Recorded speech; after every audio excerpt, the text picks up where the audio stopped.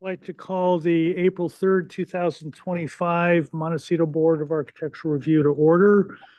First is public comment. Is there anybody here or online that would like to address the board, please? No requests. Okay. We have a lengthy letter that was sent to us, so I'm going to put that at the end of the meeting so we don't take up any of your valuable time. Agenda status report, please. No changes today. Okay, minutes. Does anybody have any comments about the minutes of March 20th, please?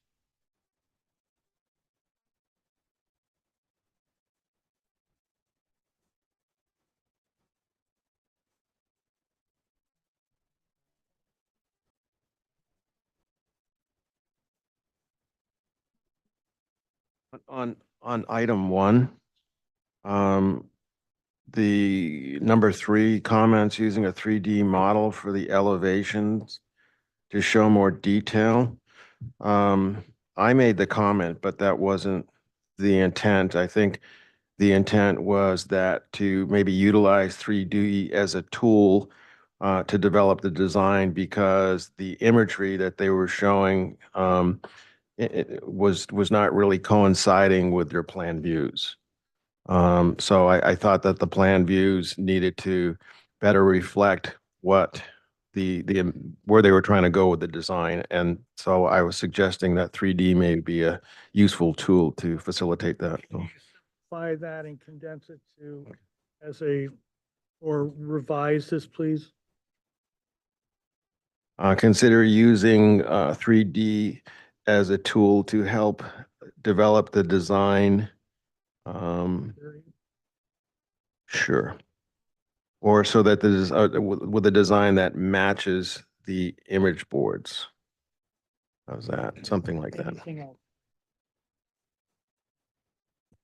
Hang on. Well, go ahead. Let Tip go, and I'll see if I have something. I think I made a comment about Item, please. item 1. Okay. All this is you. Yeah, feasibility study to break up the massing of the proposed spa building into more cottagey with separate spa for treatment rooms. Say that again, please. Feasibility study to break up the massing of the spa buildings and for smaller massing, and to relocate and to look at option of relocating the proposed spas to go with individual buildings. Okay. As long as we're on item number 1, Stacy, you got it? No, those are my comments. Look correct. Okay, and item number 7, study ADA access throughout the proposed site, particularly staircase from lower pool to new treatment area. What number was that? Item number 1, comment number 7, particularly stair from lower pool to new treatment area. Okay, so Rob, did you have anything else, please? I thought on, and maybe it's not necessary, but on item 3, item number 2, study the dual entrances to the dwelling to avoid confusion. I thought the intent was to eliminate or modify the dual entrance design. Or do you feel like that comment said? Thought that this is what was said during the meeting. Number 2 is what was actually said. Change what we. No, This is reporting what happened. I understand. Okay. All right. Well, I think study kind of effectuates kind of having the designer look at it. Anything else, please? No. Stacy, do you have anything on the minute? No, I did not. And Tip? Yep. Okay, so I'd like to go back to item C1, I think it is. Yes, C1, comment number 3, include details for condensers And then add the following on landscape plan.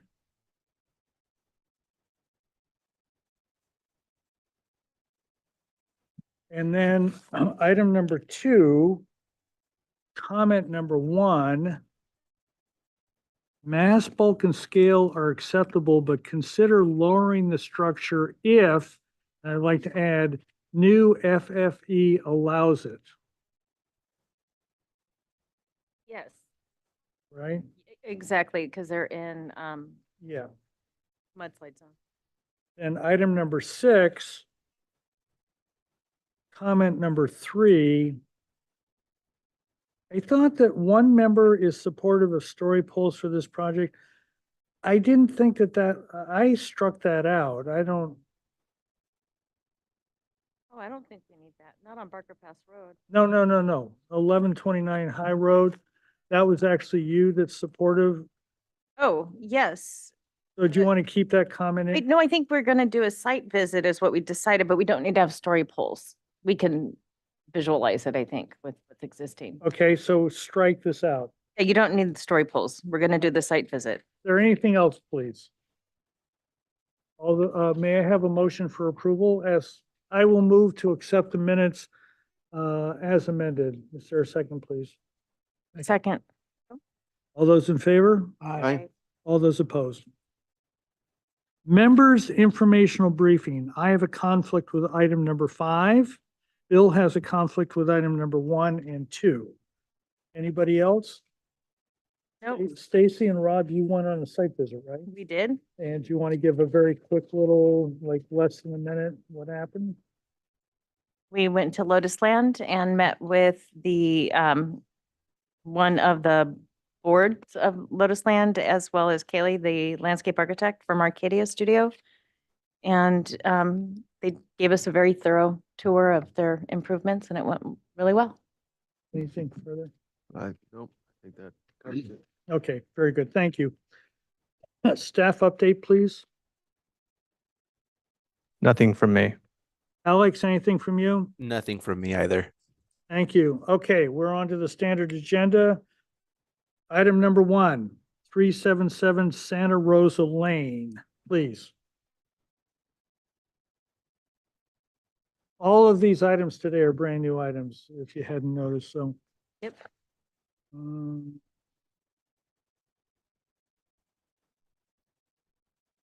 Oh, there we go. Very good, thank you. Sure. All right. Is ready? Yes, please, go ahead. Michael Stroh for DMHA Architecture. So today we are looking at 377 Santa Rosa Lane, which is down in the lower part of Montecito, kind of just to the southwest of Oprah's house, if you will. It's got 2 street frontages along Santa Rosa Lane, and so it actually is where the bend is. And If you're gonna go there, site plan, please. sure. Sure. Okay, Yeah. next one. Well, if you could zoom out a little bit on the existing site plan. So the sheet before this. Okay, So Santa Rosa Lane occupies the north and eastern sides of the parcel. It's a 5.6 acre parcel. Current access to the site is off of the north-south portion of Santa Rosa Lane.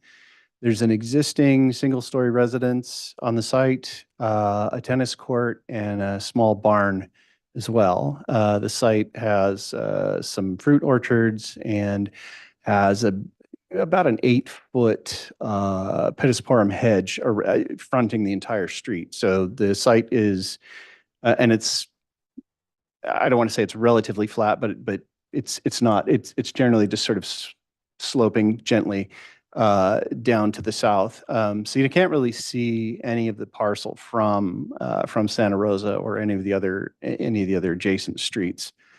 So if you could go to the next sheet.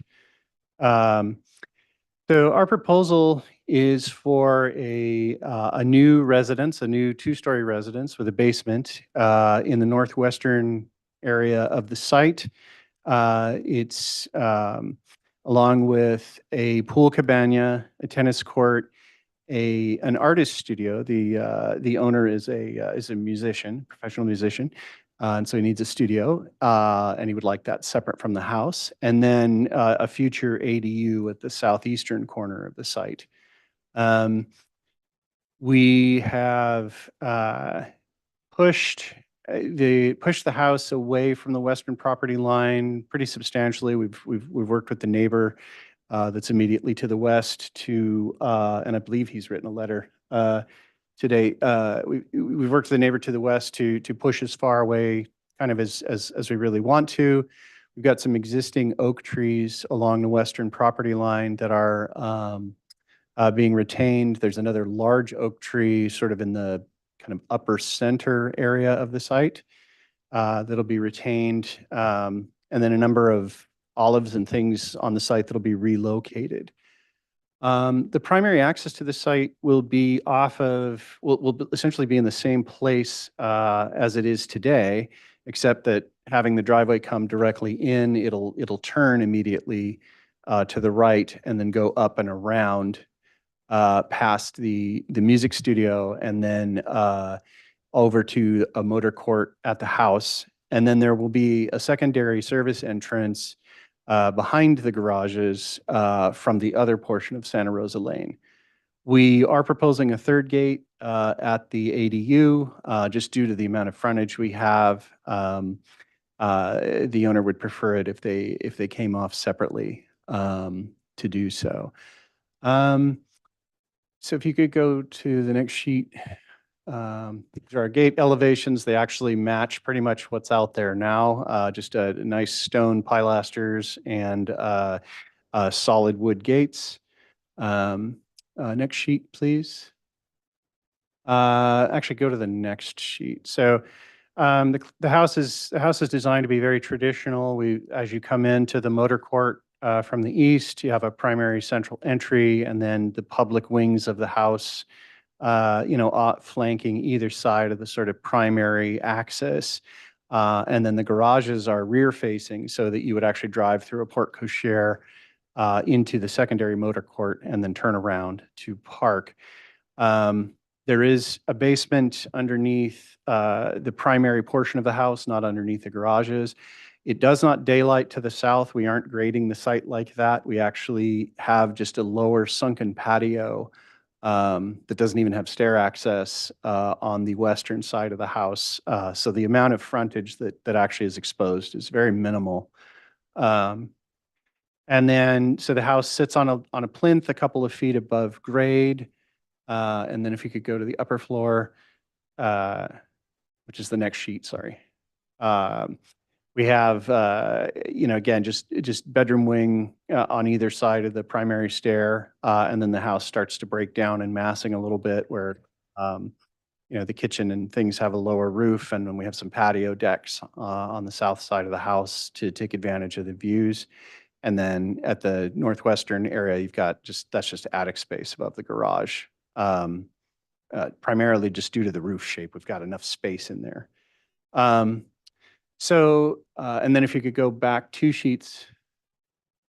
So our basement plan is, a lot of it's mechanical, about half the basement is mechanical space. And then we have, just some family areas downstairs. And again, it just daylights to a sunken patio along the western side of the house that sits about, probably about 10 feet below grade.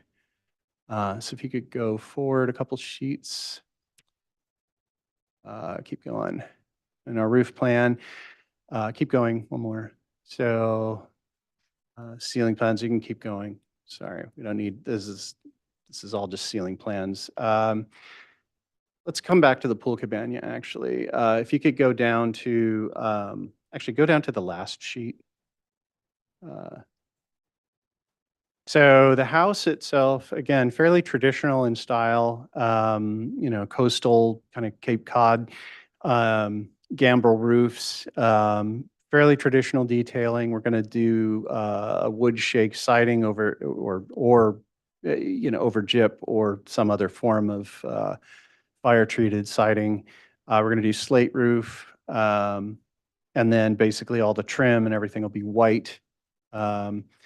And the renderings are very preliminary. Obviously, we haven't engaged a landscape architect yet. And so we're still looking at how we can really kind of create some very interesting spaces around the house. I mean, it's screened very nicely because of the giant pittosporum hedge and everything that runs along the western side. But we, you know, they want some very nice private spaces on the outside. And so as we develop the landscape plan, we'll do that. We're looking at having a water feature of some sort potentially spill down from the house to a fountain, which you can actually see kind of centered on the pool cabana on the lower right-hand corner, which is then centered on the pool. The pool house and the music studio kind of take deference to the house. The house is sort of the stylistically you know, kind of the feature of the site. We wanted to kind of make the accessory structures just sort of kind of you know, be small and kind of compact and you know, pick up some of the details from the house, but be very just deferential to kind of the main residence.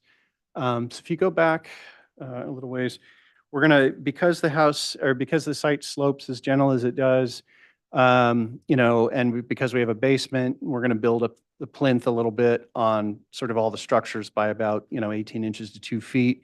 We should be able to balance grading on site without any hassle. If you could go down, actually, we'll go down to the pool cabana. You can, no, up one, sorry. There you go. So it's just a simple structure with a nice little kind of sunken courtyard in it that flanks the pool. And then go down one more sheet. This is the music studio, which just has a couple of studios and then a small little kind of bar kitchen area in the center, which will also be the location like the mixing board and things like that. And then it has 2 patios off to the south. And then next sheet.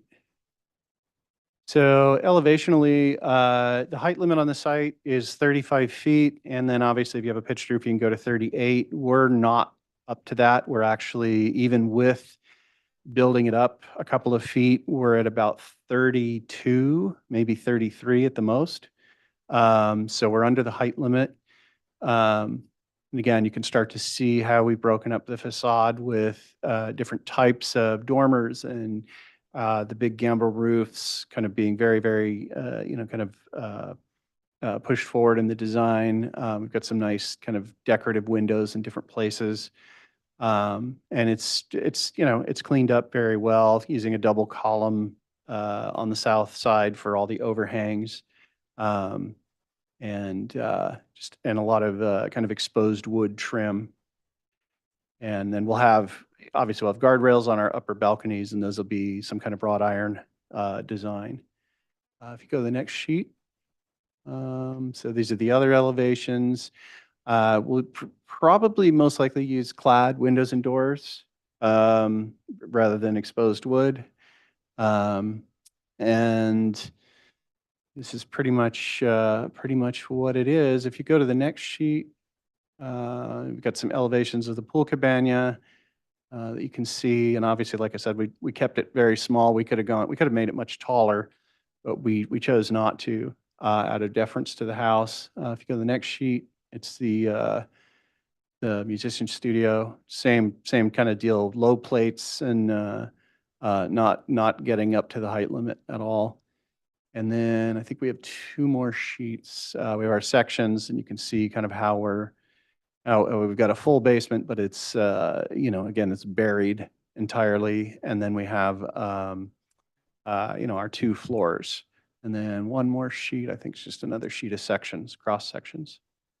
And then our renderings, which we talked about. So, and with that, I give it to the board. FAR, we jumped over that. It's 101%. It Includes the ADU too, right? does not include the ADU. So, But it's got all the other outbuildings. yes, it does. Okay, Tip, let's get started with you. Questions, please? Can you go back to the site plan?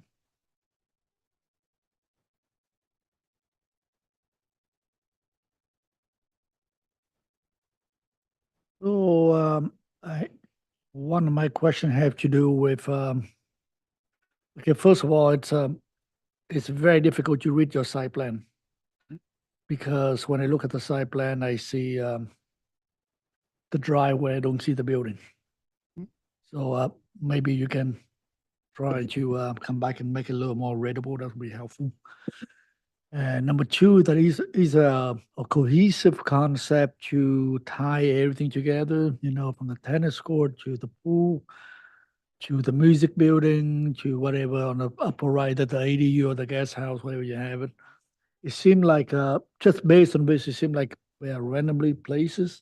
So the question is that have you looked at how they all go together instead of, like three entrances coming into one parcel?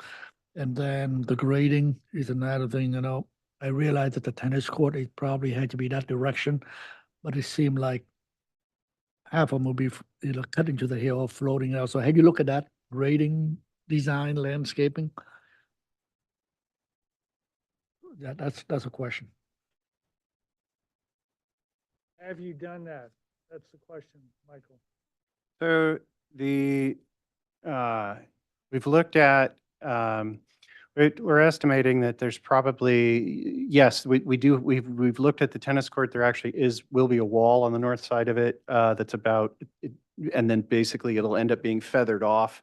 So it's going to be about 3 feet down at the northern end. And then the grading will be able to be feathered off, within the landscape design. There's actually, the tennis court actually has a trellis on the left-hand side of it here on this plan, western side. That again, you'll be able to walk. There'll be a pathway from sort of the pool cabana area down to it. And more than likely, there'll be like a pathway of trees or things like that kind of as you go. And so the idea being is that you would, you'd kind of open up to it. So I guess the question, do you have any drawing that's showing the concept? No, not yet. So. And then, First review. that's my conceptual. Yeah, because it seemed, exactly, Mr. Watson, Chair Watson mentioned it's the first review conceptual. And the reason I'm asking, because it seemed like you have more detail than concept with the building section and everything. Seemed like going backward a little bit. And then I can't tell, but maybe you can come back next time and give us a little better presentation. I really can't tell how all the buildings, the way you design them, how do they relate it to the main house? It's very difficult to see it in this small scale. Are they same vernacular element of vernacular, design criteria, or are they completely different? So based on what I've seen, I can't tell. Yeah. And then have you looked at the way to how you can, back to question one, how you can simplify the accesses to the site? That's a question. We asked the question. The client had very specific wants for the way that the site was to be accessed, in terms of he wanted the music studio very separate from the house, but he wanted it in the front. And then they wanted a separate access for their guests, which would be the ADU down to the southeast. And then they wanted, again, a service access back up at the house. So it's the access to the site was purely client driven. And the trees that you remove, what kind of trees are those? Those are olive trees. There's primarily olives and fruits, and actually they'll be. We're not going to just cut those down and get rid of them. The olives will be transplanted along the driveway, more than likely, and then the fruit trees will be just reorganized, if you will. The intention is not to just clear cut the site. So, and all the oak trees will be preserved. So. And have you studied the existing slope of the site from top to bottom? What is the average slope? It's actually not, because the site is actually so large, it's 5.5 acres. It's not actually, these are 1 foot contours, not. Oh, yeah, 1 foot contour. Yes. I see. So it's not as dramatic as it would seem. It's fairly, it's probably 5%. Questions, Rob, please. Michael, so I was looking at the pictures and the mountain view is significant. I couldn't really tell the ocean view from the pictures doesn't look that significant. Is it significant when you're on site, or is it kind of Now, once you get like the up to the pictures? second floor, it will be, Uh-huh. but from the ground floor, no. Because you kind of, from where the house is now, you've kind of flipped it, like originally it was oriented more to the mountains, and now it seems like it's oriented towards the ocean, and that's why I kind of Correct, but they're looking more at, again, the site, you're still gonna get all the mountain views from the site. But they wanted the house flipped towards the ocean side, just basically so that they can actually kind of see the whole house. The existing house basically has a bunch of weird, the front doors on that side, but also sort of the carport and all these weird kind of doors and windows that don't really make a lot of sense, and they don't really look at anything. The idea with this development was, no, we would actually get to see, you kind of get to see kind of your surroundings, and where you are. It's a beautiful site. It's a pretty good sized site, so. yeah, no, the existing house, just one of the pictures looked like it had been squished and flattened, but so in more detail, can we just look at the entry gates for a second, or the gates? Yeah, those right there. So what is what is the detail on that? It just says wood. I mean, is there metal, or is there any metal strapping? Is there any, are you gonna develop that more, or is that just kind of where you're? So yeah, there will be something. I don't think we're going to make them ornate or anything like that. They love the simplicity of the existing gates that are there, which are just a solid wood with a nice frame and kind of beadboard panels, if you will, on both sides. And so we were just sort of, to begin with, we were sort of just matching that. We haven't really developed those details yet. Yeah, because there's, and then there'll be maybe more hierarchy with the gates too, as you develop those. And then that's a question. Yeah. They're all kind of looking the same right now, so they're Correct, not- correct. I mean, and again, we haven't really dove into specifically, hey, these are going to look like X, Sure. so yeah. Okay, those are my questions for now. Thank you. Casey, questions, please? Yeah, can we go back to the site design, please, David? Site design. Right there. So what's the impetus behind this particular layout of the structures? They seem very scattered on the site. Is each one been carefully placed for a reason? And leaving the whole middle, what's so amazing about it that you're not touching it? So primarily it has to do with just the way that they live. They wanted, they wanted separation between the structures as much as they could get. Again, we have the house, which is great. We have a music studio, which they definitely wanted the separation from, and then, you have your guest house, which, again, they want the guests to be able to kind of enjoy and have some privacy from the primary functions of the site. And then they want it, and then we kind of pulled the pool cabana and the tennis court down. Just again, they feel that that's a great amenity for their property and for their house, but they really were looking to, again, they want each of these pieces to kind of be have a little bit of solace to them. And a lot of that will be kind of illustrated then through once we develop the landscape design. I mean, the landscape design is going to be huge on this parcel because it's going to create, I mean, I would imagine that we potentially would have the central area could end up being like an amazing garden or some other form of kind of formal kind of landscape feature. And again, we just haven't developed that part yet. We haven't gotten that far. We've been focused on just sort of the layout and the house. Do you think the layout of the house is lending itself to that kind of a landscape design? It's a pretty formal design. There's a lot of symmetry in the way that we've done it. I think the interesting thing about it is that we're going to have some really interesting sort of visual axes as we develop the landscape design that will kind of sort of tie everything together. They're looking for something they're looking for something a little more formal than versus just sort of kind of open and. And what about, so it's interesting coming in off the one driveway and skirting the whole edge to get to the main house. I mean, are you seeing this, that is the main gates over on the east side? Or are you seeing the main gates to the house on the north?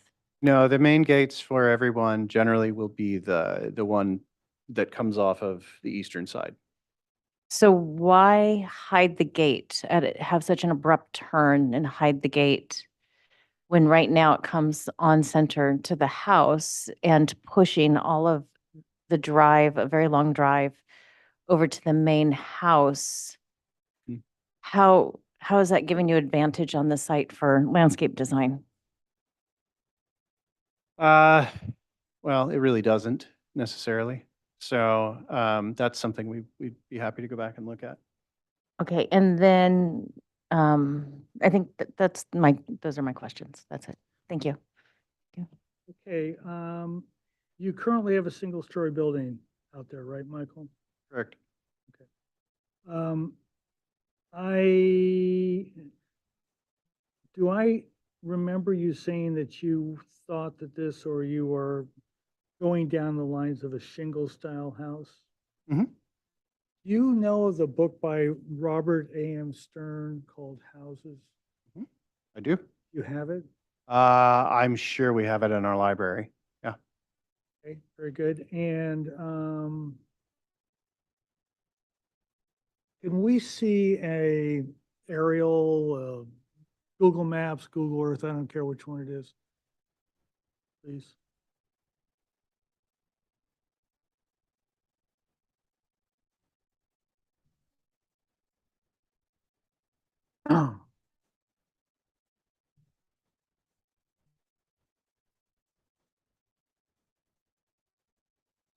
So that tennis court is not too, I want to look, can you push it up? I want to look at the neighbor, right there. That tennis court is not too far from that building that's right immediately south of you. Is that correct?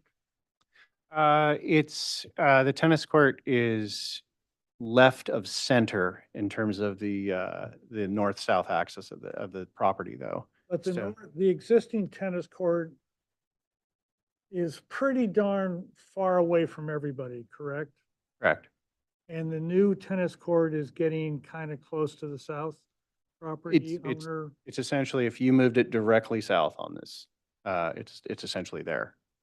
Okay, Hasn't moved to the east any. and then can we go to the upper left-hand corner of the site, please? And so you're putting your house right next to the house on the neighbor to your west. You're essentially putting it right next door to them, right? Correct. Very good. Thank you. So public comment, is there anybody that would like to address the board on item number 1, 377 Santa Rosa Lane, please? Okay, comments. Let me just start. I think story polls. Yes. Yes. Okay, and therefore, in the past, what we've done is sort of limited our comments until we get out there and really try to get our hands on it because we learn so much from site visits. So having that in mind, same order, Tip, please, comments. Yeah, as my questions, we need to have, we definitely need to have a story pole, probably want to have along the ridge of the two. We'll figure out where in a minute. But it's, we have, I have concern about the number of driveways coming into the site and how convoluted it's sort of. You come one end, you go all the way to the other end. So you can take a look at that. And also has the concern about the location of all the improvement we'll have to come back with a master plan, some landscape plan, see how you can address how everything tied together and with some landscape plan, screening for the neighbor to the left and some grading information that would be helpful. Thank you. Rob, comments, please. Yes. So, I mean, I like the notion of the formality of it. That part of it, I support, but I think you can tell by the comments made by the rest of the board members is that the first impression is that the project is lacking being integrated. There's a lot of pieces to it and they're not connected and related to one another. And so you're not really taking advantage of some of the formality, like coming from the main house down the step waterway, and then it kind of terminates into where you take a right turn. I mean, all those things to me should be integrated together. And so, you mentioned about getting a landscape architect on it. And I think the landscape architect with the right one, it's not really a planting design thing as a problem as much as I feel like a landscape architect could be very important at this part to kind of work with you as a team to develop the whole site plan and the whole master plan and shaping all the pieces to go. It's far away from having all that where it's all integrated. So I think that's what's striking everybody is and I'm also kind of reacting to the three driveways. I would almost think that you could get away with having, I understand having the separate ADU, but it seems like you could have kind of one major entry into it and then internally separate out to have a service entry. And I think you could kind of, again, it goes back to just kind of integrating all these pieces in a more meaningful manner. So I think, it's kind of looking at those things. I mean, it's tough because it's such a huge site. I mean, it's, you've kind of got a lot of room to kind of do things about, so to move things about. So, but I'd really encourage you to kind of get the landscape architect on now and be part of the master plan and laying out and integrating all these pieces. I think you'll be further ahead. So, thank you. Yes, I can echo a lot of Rob's thoughts too about once you have a landscape architect on board, I'm certain that maybe you should possibly reconsider some of the sightings on some of the buildings and especially the roads and entrances. I'm concerned about 3 entrances. I think you can take it down to 2 possibly. Also to look at how you site a building and giving it the longest, not giving it the longest road possible and increasing hardscapes unnecessarily. It seems a little awkward, the lower entrance to the ADU and how strangely it mimics then the big entrance all the way around the edges to the main house. And also too, if you're going to have, big, beautiful gates, like we should see them. Consider that. I don't think the original ones from the old house are really worth preserving. Their proportions are awkward, especially in the columns and with the pedestrian side gate that looks weird. Reconsider that, please. And then I think it's just, I'm going to hold a lot of comments until we really see it on the site and the sighting and the story poles. And I know we're at conceptual and you don't have landscape yet. So that's it. Okay, I also want to echo curb cuts. If you go to the guidelines, there's a provision in there that says minimize curb cuts. I don't see that here. Number 2, I think the site plan has a long way to go.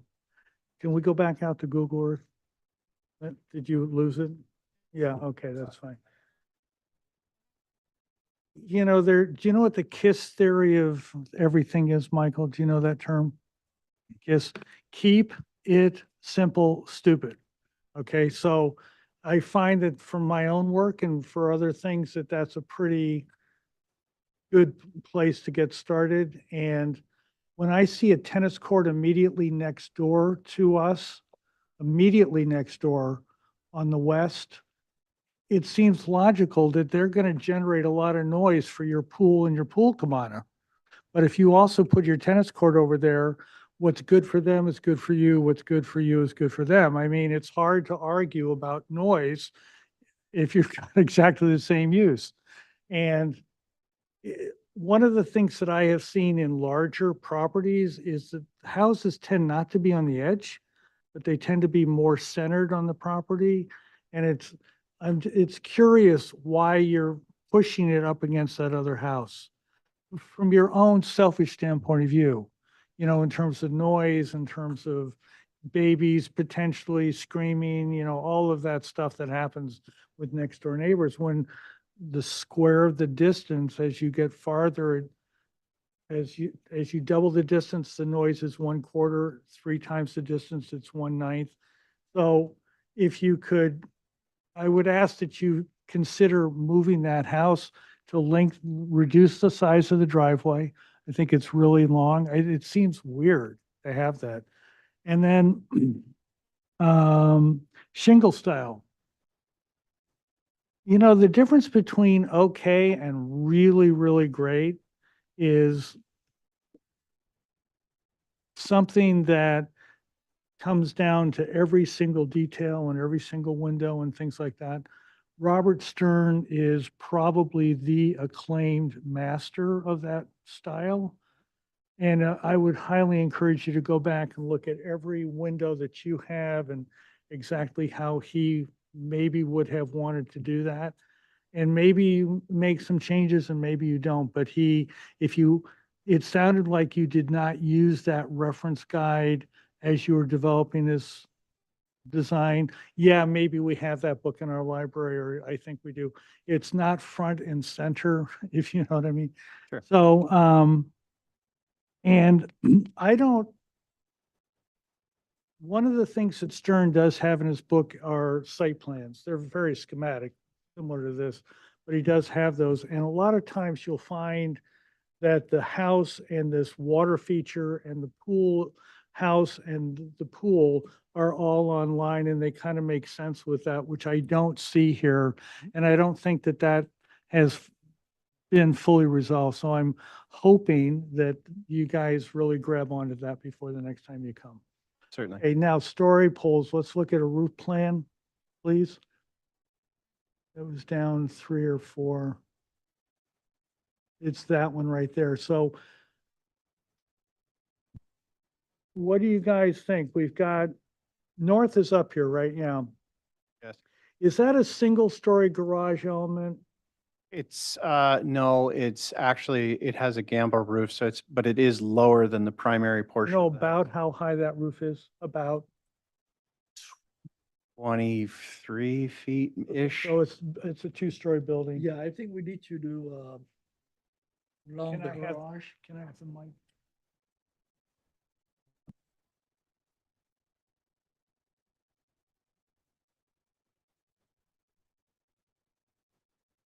I think we need to do this. Mhm.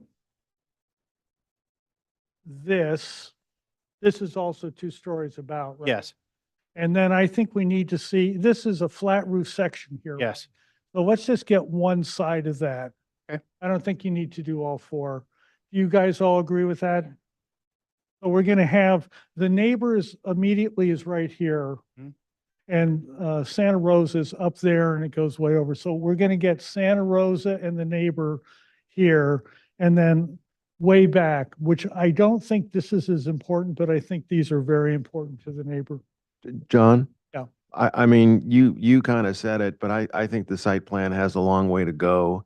And I think the architects might want to take another crack at working with all those pieces, because that may change where it needs to be story pulled from, may change how what we need on this. We just got a know. request on another item that said, we don't want a story pole because it's so expensive. Could we come back and show another plan to you guys? This happened between Dave, and I said, yes. Do you want us to, are you committed to this and you don't want to make any changes, or do you want to take a shot at it? I need to qualify all of that with my client. I can't make that judgment at the moment, but so why don't I put it this way? I'd be willing to do it pending a decision by my client and the designer. And can I just then follow up with David? Yeah, or, Okay. or Sorrel. Oh, okay. Soren. Yeah. Yeah, no, through Soren. David is sort of a facilitator. That's yeah. fine. Okay, we'll do that then. Yeah, the story poles are not that big of a problem to put up, particularly because you guys aren't asking for, this is not a hillside site. You guys aren't asking for every corner and every Right. little thing. So let me review that and see kind of what it is. And and again, the siding of the house is conceptual at this point. It's, if it slides it over, costs if it money. moves, no, I understand. And if you move everything, we will probably say, let's story pole again. Hmm. I'm trying to be as efficient Right. with your money and our time Certainly. as we can be. Certainly. Yeah, let me confer with my client and then I'll come back. I think a landscape, do you have a landscape person yet figured out? We have some proposals out there, so we'll be deciding in the next week who that's gonna be. I So- think Stacy and Rob's comments about the site were well taken, Mm-hmm. and I would highly encourage you to figure that out before we go and spend your money there. Yeah, guys, I don't intend to come back without a landscape plan. So just to be clear. Okay, excellent. So, yeah. Does that sound good to everybody? That Oh, sounds yeah, absolutely. Okay, reasonable. good luck with everything. We'll see you in a month or two or three or whatever it is. Thank you, Michael. Oh, thanks, guys. Item number 2, 1123 Glenview Road. There anybody here Mhm. for that online, maybe? I am, yeah. Stefan Olch, project manager for Schul Studios, representing the owners of 1123 Glenview Road. Can So you the- speak up just a little bit? Get Yeah, closer sorry. to the mic or Yeah, something? Thank you. Yeah, the clients recently purchased this property a couple years ago. Loved it for the panoramic views out to the ocean. It's located in the Pepper Hill HOA right above the Montecito Club. You have excellent views from the main living space as soon as you enter the home.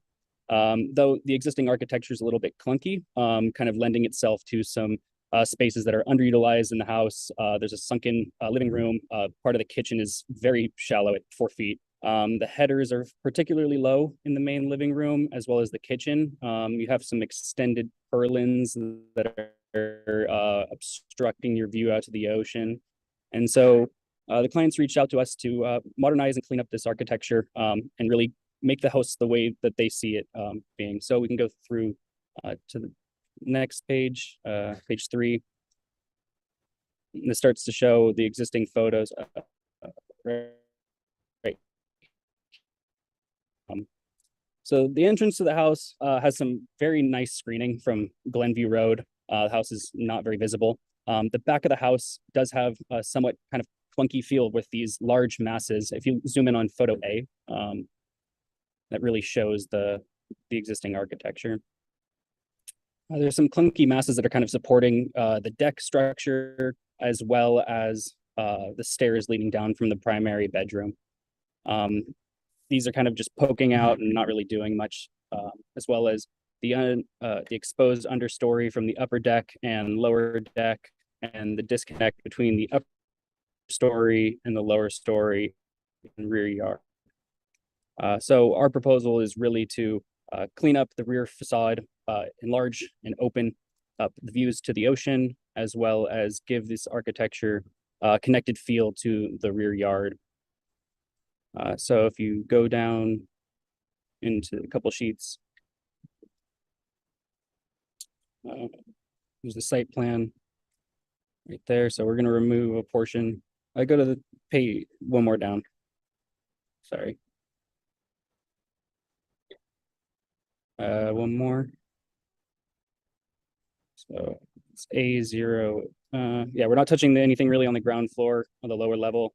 So A08 is the next one. That one really shows the extent of the work on the main floor. So A08 here, we're gonna basically remove all of the exterior siding, which is this textured stucco. We'll give it a new smooth skim coat with a low LRV. We're gonna reconfigure that front entrance and relocate the front door to be in line with that front wall. Basically, so you're not stepping immediately into the living room, but you have a little bit more of a moment of arrival underneath the covered gable. We're going to be removing that kind of large bay window look and squaring that off, and then bumping out a portion of the kitchen to be in line with the living room. That will kind of square everything off, but also provide more ample living space. And if you scroll down one more, show. So this photo and rendering really show the kind of comparison between the existing architecture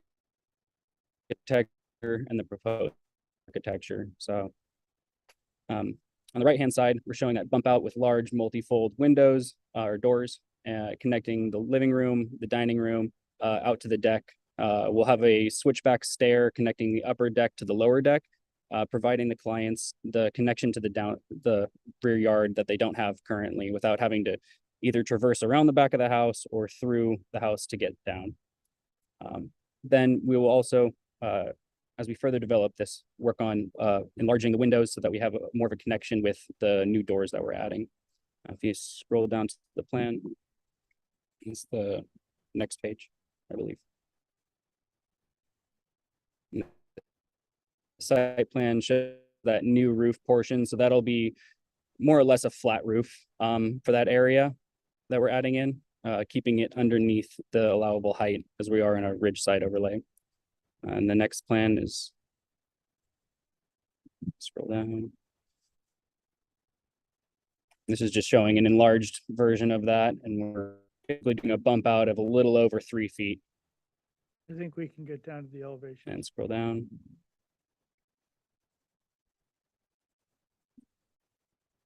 Can we go to the next page?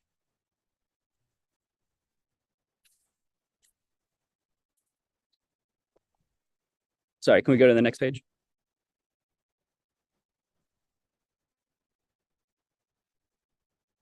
All right, that's showing the small work that we're doing on the ground floor. We're gonna add a wine room and mechanical room, and then the upper floor is all of the proposed work.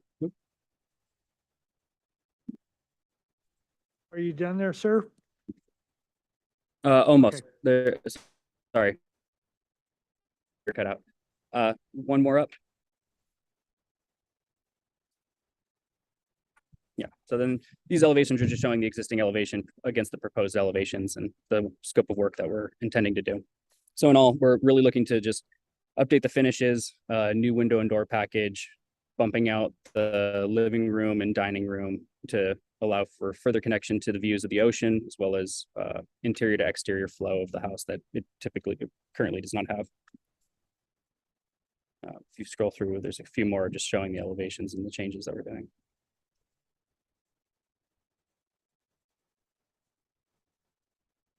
So fairly modest remodel in addition to an existing residence.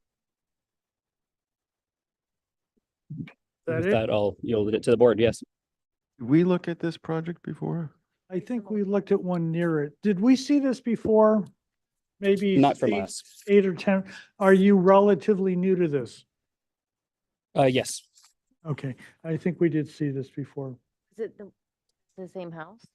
I think so. Yeah.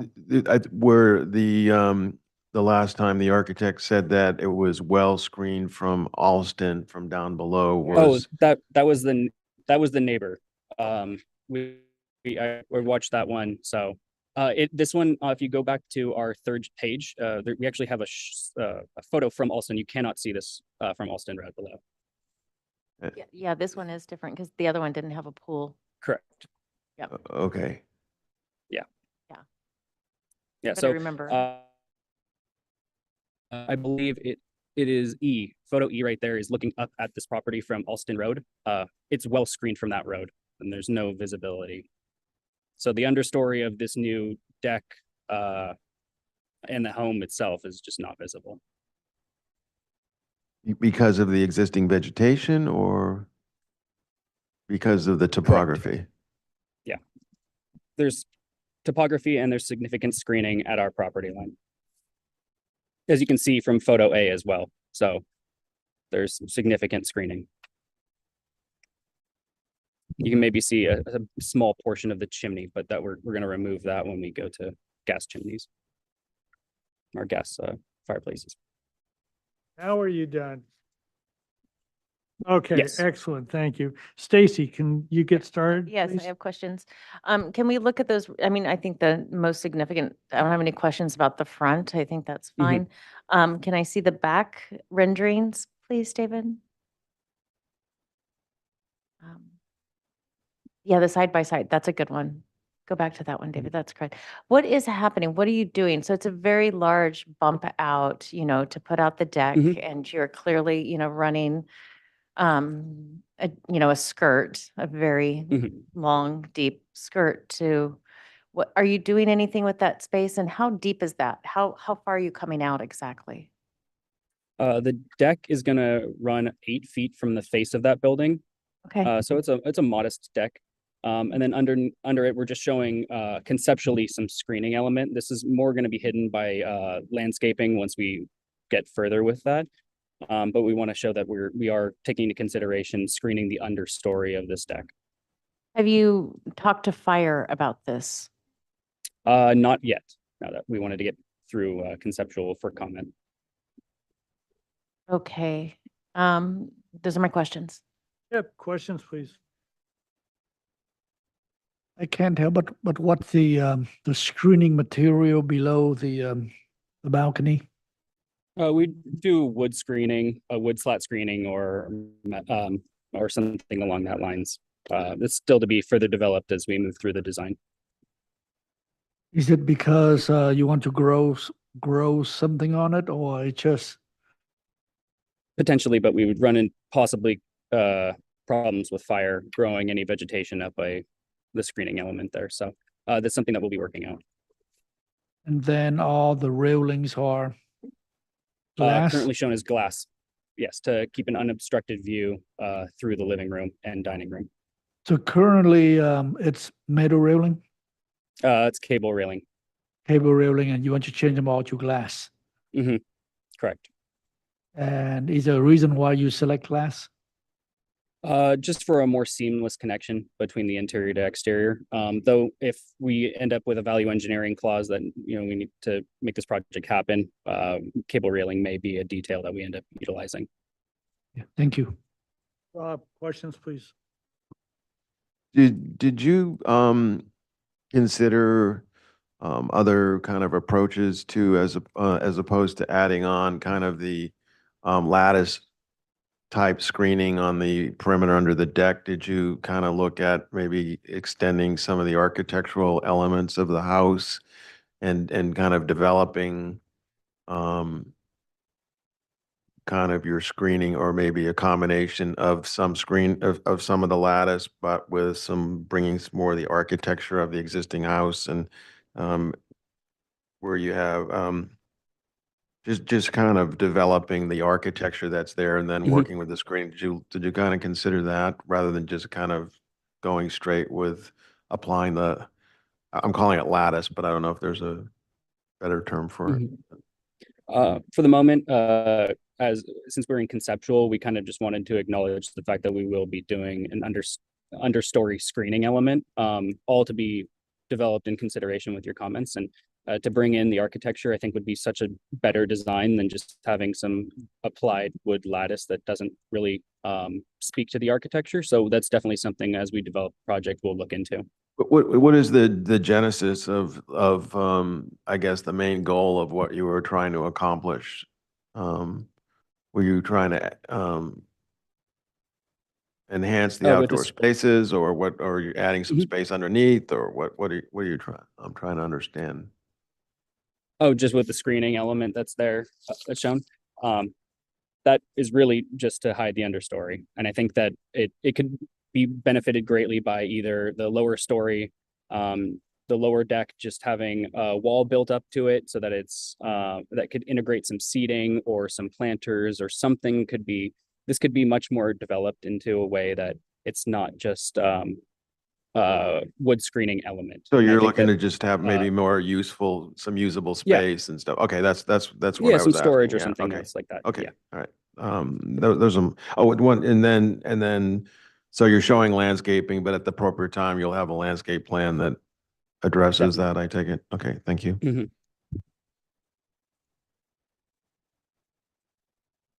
I don't think I have any questions. So Public comment. Is there anybody that would like to address the board on item number 2, 1123 Glenview Road, please? No speakers online. Okay, comments. It's obviously a relatively small project. Stacy.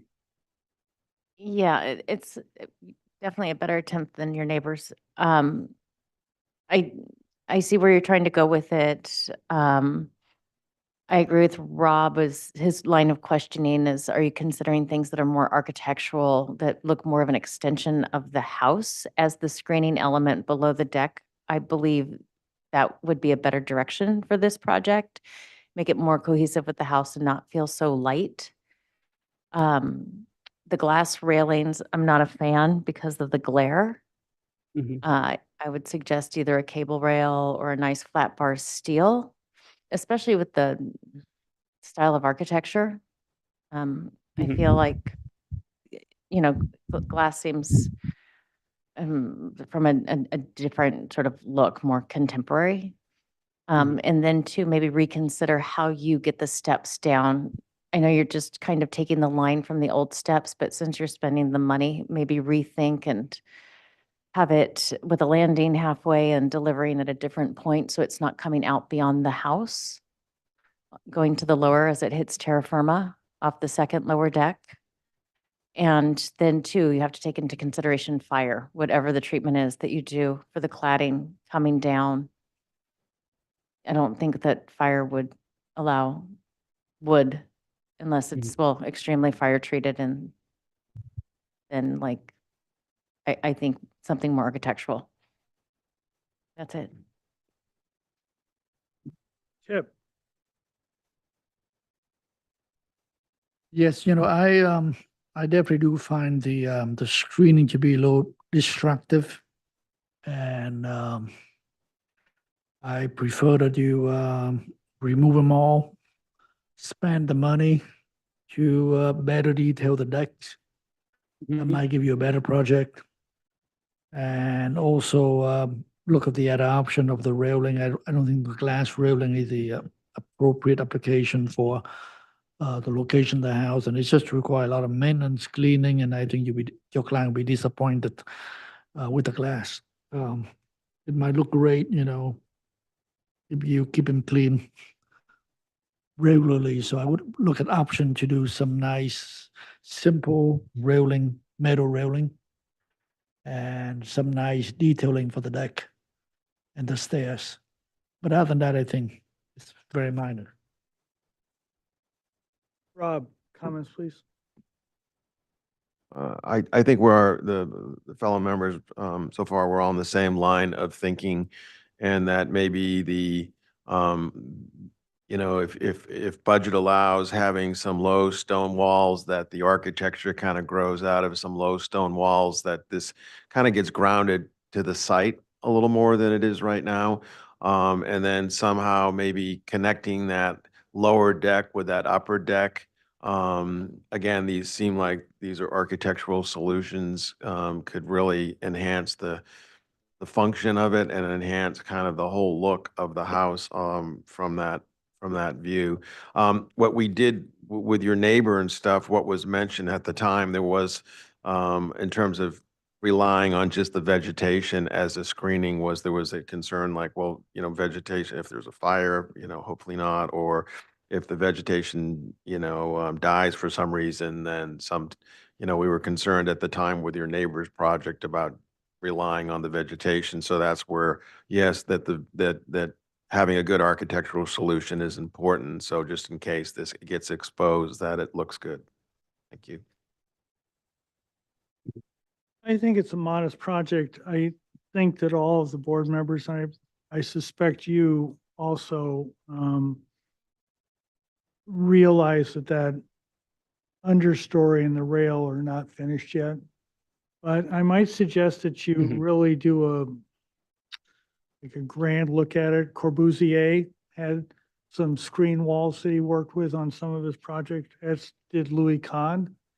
And a group that used to work with Myers Associates that actually he was the hands-on guy, I can't remember his name, that broke off and formed a thing called Studio Practice. If you look up his work, he did some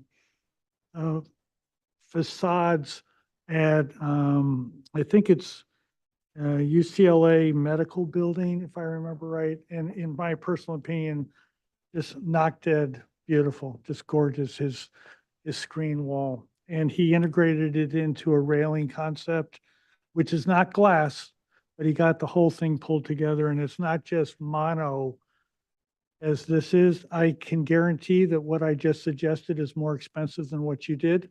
So, and I am aware of budgets. So if you are not aware, there's also some aluminum products that are really come in a variety of colors and basically will last forever and are fireproof. So aluminum extrusions. So you may want to take a look at that as opposed to the wood. The obvious wood one is Epay, which is at least, I don't know if it's in this code, but in the last code, they permitted it to be used on decks without any concern for the underlying structure. It was so fire retardant in and of itself. Again, that wood material is extremely dense. That's why it's approvable, but it could become a very lovely element in here. It has the base tone and the grain in it is really lovely. So I am looking forward to how this gets resolved. Good luck. Anything else before we go? But I think full board, not, yeah. And then once everybody figures out what this thing is going to look like, then we can get it on the consent calendar for final. Okay? So preliminary. Excellent. Oh, for preliminary and final, yeah. Do you guys want to go as far as preliminary next time? Yeah, we should. Okay, preliminary next time, but because you're agendized doesn't guarantee anything. Good luck. This is a tough element here. Thank you so much. Item number 3, Bill, are you around? Aha, he emerges. Okay, item number 3, 1492 East Mountain Drive. Mark, are you on board? Oh, is there Yes. a memo? Is there a memo? Planner comments. Wow, I didn't see this. Swimming pools and walls that are less than 6 feet in height are exempt from design review. However, the project is proposing approximately 15-foot tall retaining walls on an approximately 45% slope to create an infinity pool. Therefore, the walls and associated grading are subject to review by MBAR.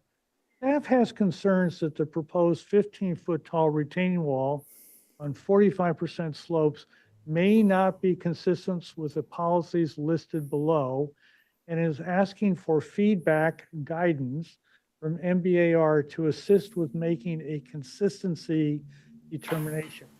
Policy GOM 1.6, excessive grading for the sole purpose of creating or enhancing views shall not be permitted. Land use elements, hillside and watershed protection policy.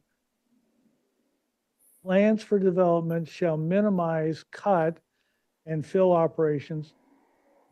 Plan requiring excessive cutting and filling may be denied if it is determined that the development could be carried out with less alteration of the natural terrain.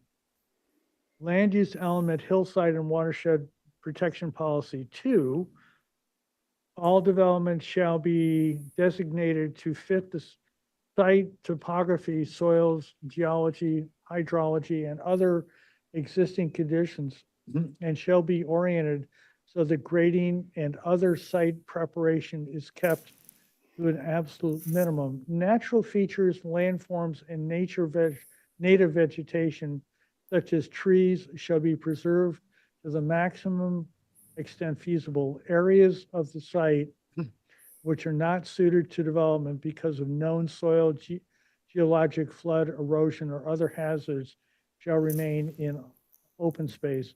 Ridgeline and hillside development guideline 3, large understories and exposed retaining walls should be minimized.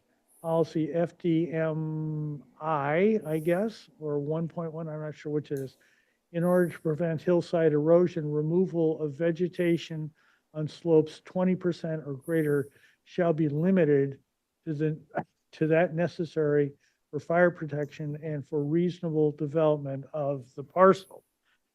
So, who is here with us? Oh, Mark, how are you?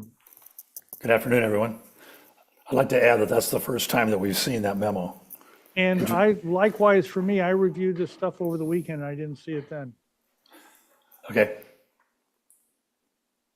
So you're on, please. we're on. Okay.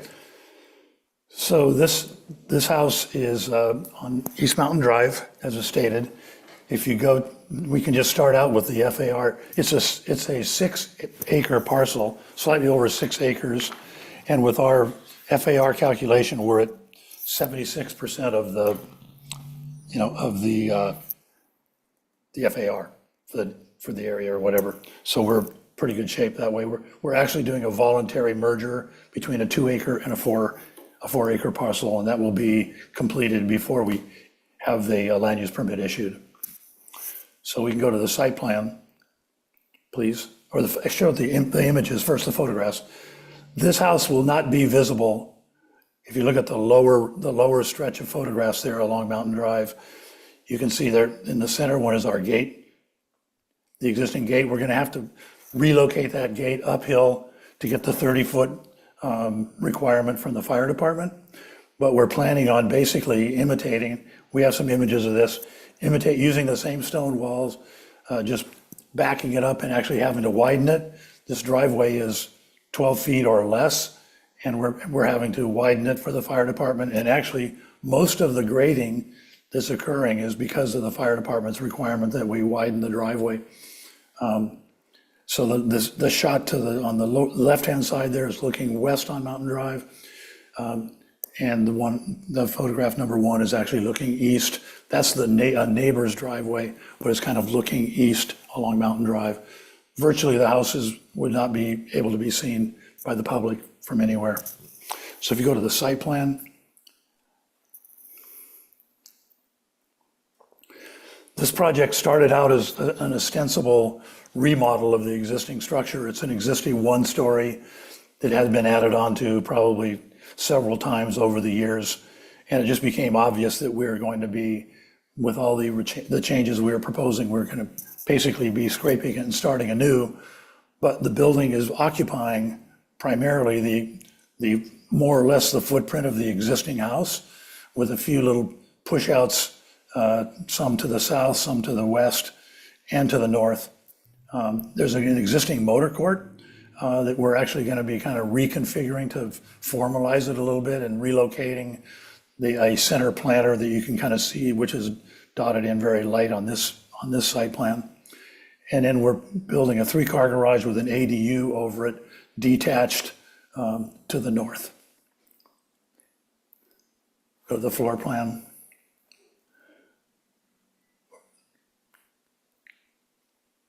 Actually, let's look at the plan up above, the plan just before that. This is the existing site plan. So you can see the footprint of the existing house there.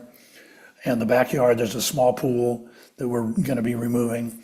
And there's the northerly portion where we're putting our 3-car garage and ADU is completely developed in hardscape now. So we're able to accomplish this by staying at the appropriate tier level in terms of our stormwater management to not increase the non-permeable areas because it's so fully developed as it is. So now you can go to the floor plan, please. So we're essentially, as I said, developing on the existing footprint more or less, but we have a central entrance with a great room, a tall ceiling, double height ceiling, the primary bedroom and offices to the east, which is to the right on this drawing. And then we're expanding the living, dining, and family room and kitchen to the west. And then we have a wing heading to the north that ends up with a guest room, a mud room, some mechanical space, and another media room. So there's only a portion of the building, if you go to the next floor plan, The portion of the building is 2-story, the rest of it is 1-story. So we have the double height great room to the right there, and then 2 guest rooms on an upper floor with bathrooms. So everything else that's depicted in this plan is basically 1-story. You go to the next point. So here's the front elevation. This is the north elevation from the motor court. You can see the 2 double height elements kind of in the middle there, flanking with stepping down to 1-story on both the east and the west. And that piece on the right-hand side on the west, that block is actually extending considerably forward in this elevation view. Next image. This is the side facing the south with the two 2-story elements and the 1-story elements.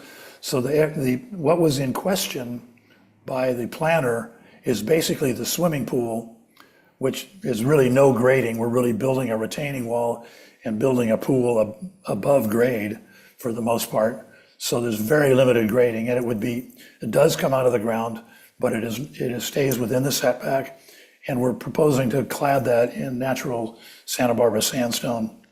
And it will be an infinity edge on the south edge. And heavily screened, Mark. And heavily screened, yeah. Scott Capps is here, our landscape architect from EPT. He'll talk a little bit about the proposed screening. We are removing 2 trees to accomplish this. We have, of course, our full report, and we'll be replacing those 2 trees plus a few other impacted drip line trees with some full-size specimens, which once again Scott will speak to in a moment. Next view. So we have east elevation. You can see how the building pretty much stacks up to the 2-story with a large 1-story in the foreground. We're providing both a hardline drawing and a kind of a rendered image to give you a better idea of what the house is going to look like. It, of course, will be detailed with the fine mark shields detailing as far as all the eaves and window details and so forth by the time we come back for final.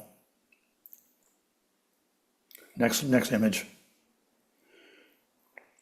And this is the west end. There's an existing retaining wall, actually where that stone retaining wall is shown. So we're going to be relying on that for this house. It has a big arched window facing west. And then once again, that is fully vegetated, as you'll see on the landscape plan. Next image. And here's our 2-story garage ADU, 800 square foot garage, 800 square foot 1-bedroom ADU on top. Mark, please refrain yourself from talking about ADUs. It's actually against the law to do that. Okay, you can only look at the 3-car garage. So Thank you for talking about the 3-car garage. You got a 3-car garage, a 2-car a 2-car car door, overhead door, and a single car. Next image. This is showing the back elevation of the garage. Inside elevations, and then here's the front gate. So as I mentioned, we're taking and moving it up the driveway in order to meet the fire department requirements. There's also an existing non-permitted structure that we're going to permit into it. It has it was a single car garage that they stored a valuable car in that we're going to make into an exercise room, fitness room. And I think there's the last bit before we turn it over to Scott. There's a few, we have some 3D images of both the front entry and the lower left-hand side. Lower left-hand corner there is the motor court with the front entry. A couple views of that, and a view from the south as well. This probably gives you the lower left-hand corner gives you the better idea of the swimming pool in question. So it does spill out over the existing hill. The other retaining walls that you see, the kind of circular retaining walls, semicircular, those are existing, and we're leaving those in place. We're not changing those. Literally, the grading on this, we're down to under 100 cubic yards of import total for the entire 6-acre site. And most of that is associated with the widening of the driveway. I think with that, I'll turn it over to Scott, and then we'll be available for any questions. David, you can scroll to page 23. I think that's the first landscape sheet. Hey, good afternoon, everybody. My name is Scott Capps, the landscape architect on the project with EPT. Here we're looking at the existing survey and our tree disposition plan. As Mark noted, we are removing 2 existing oak trees, one up by the main house and then one to the north by the ADU and its associated motor court. And working with our project arborist, Bill Spiewak, he's recommending that we plant 11 new 48-inch box oaks as mitigation. So I'll point those out as we get to the planting plans. We can go to the next sheet, please. You know, as Mark kind of highlighted, this really is a dream property to work with on the north side, which is plan left. You know, we have our design really oriented towards the existing oaks and the mountain view, and then on the south side oriented out towards the ocean. As Mark stated, the existing gate off East Mountain is going to be updated to be 16 feet wide, as well as the driveway to meet fire department requirements. That brings you up to a circular motor court, which is, you know, we're utilizing permeable gravel here to, you know, work with our stormwater requirements. We also have a central water feature in alignment with the ADU and the main house entry. Really the goal on the north side of the house is to create a pretty clean, calm entry experience, again, serving as a foreground to those oaks and the mountain views. As you get to the south side, which is, on this plan, it's to the right of the main house. This is really centered on the pool and that view out to the ocean. There's a covered living terrace, labeled number 6 there, which spills out from the family room and kitchen. This drops down a couple steps to a small portion of lawn and pool deck on the west side of the pool. And then to the east side of the pool, Mark just touched on those existing retaining walls we're hanging on to. We're proposing to use decorative gravel here. Again, hang on to those existing retaining walls just to avoid any kind of impact to those existing oaks, which really frame our views out to the water.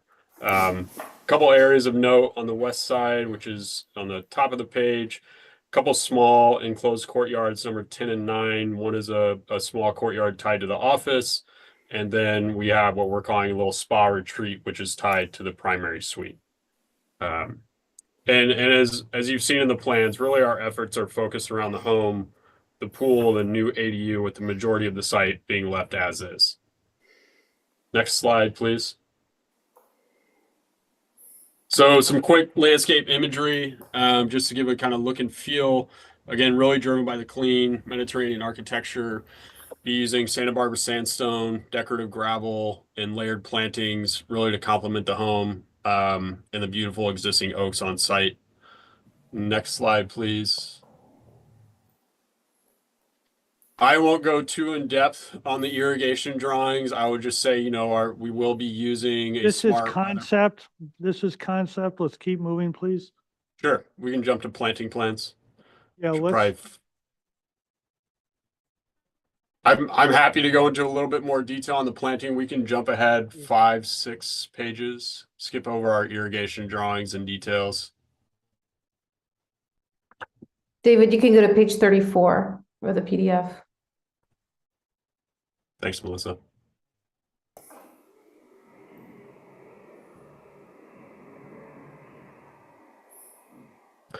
So on the north side of the home, this is really more naturalistic in massing. We're going to be using a mix of grasses, flowering perennials, succulents, really just tying into those existing oaks that wrap around the motor court. We're going to be using some regionally adapted Mediterranean plants up against the home, framing doors and windows with some fan palms, date palms, succulent accents. I think it's important to note here the larger green symbols would be the proposed oak trees. We're going to be dotting these in the field, really at key locations to screen views up to neighboring homes, properties to the north. But in general, you can see the extent of the new planting is really kept around the drive, motor court, and the ADU. You can go to the next slide, please.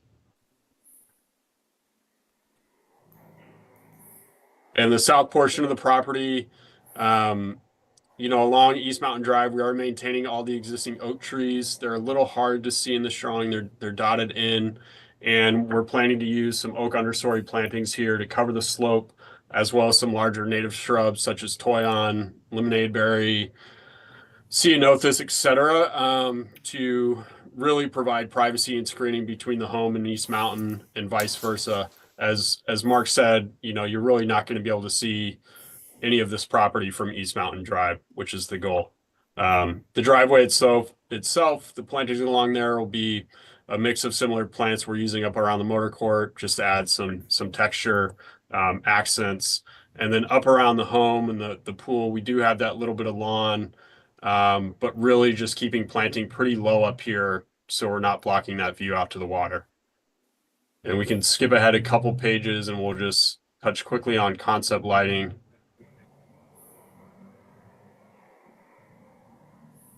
This is great. So overall, site lighting is minimal. All fixtures will be hooded, downward facing.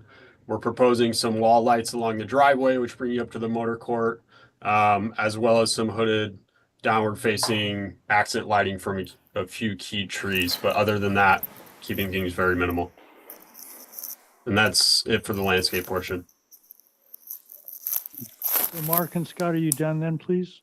Yes, we're finished. Yes. Okay, before we get started, can we go back and look at that memo? I think the case they're trying to make is that memo has to do with soil in terms of prohibitions, and you have 100 cubic yards, right, Mark? Is that what you Yeah. said? Yes, 90, I think it was like 97 or something.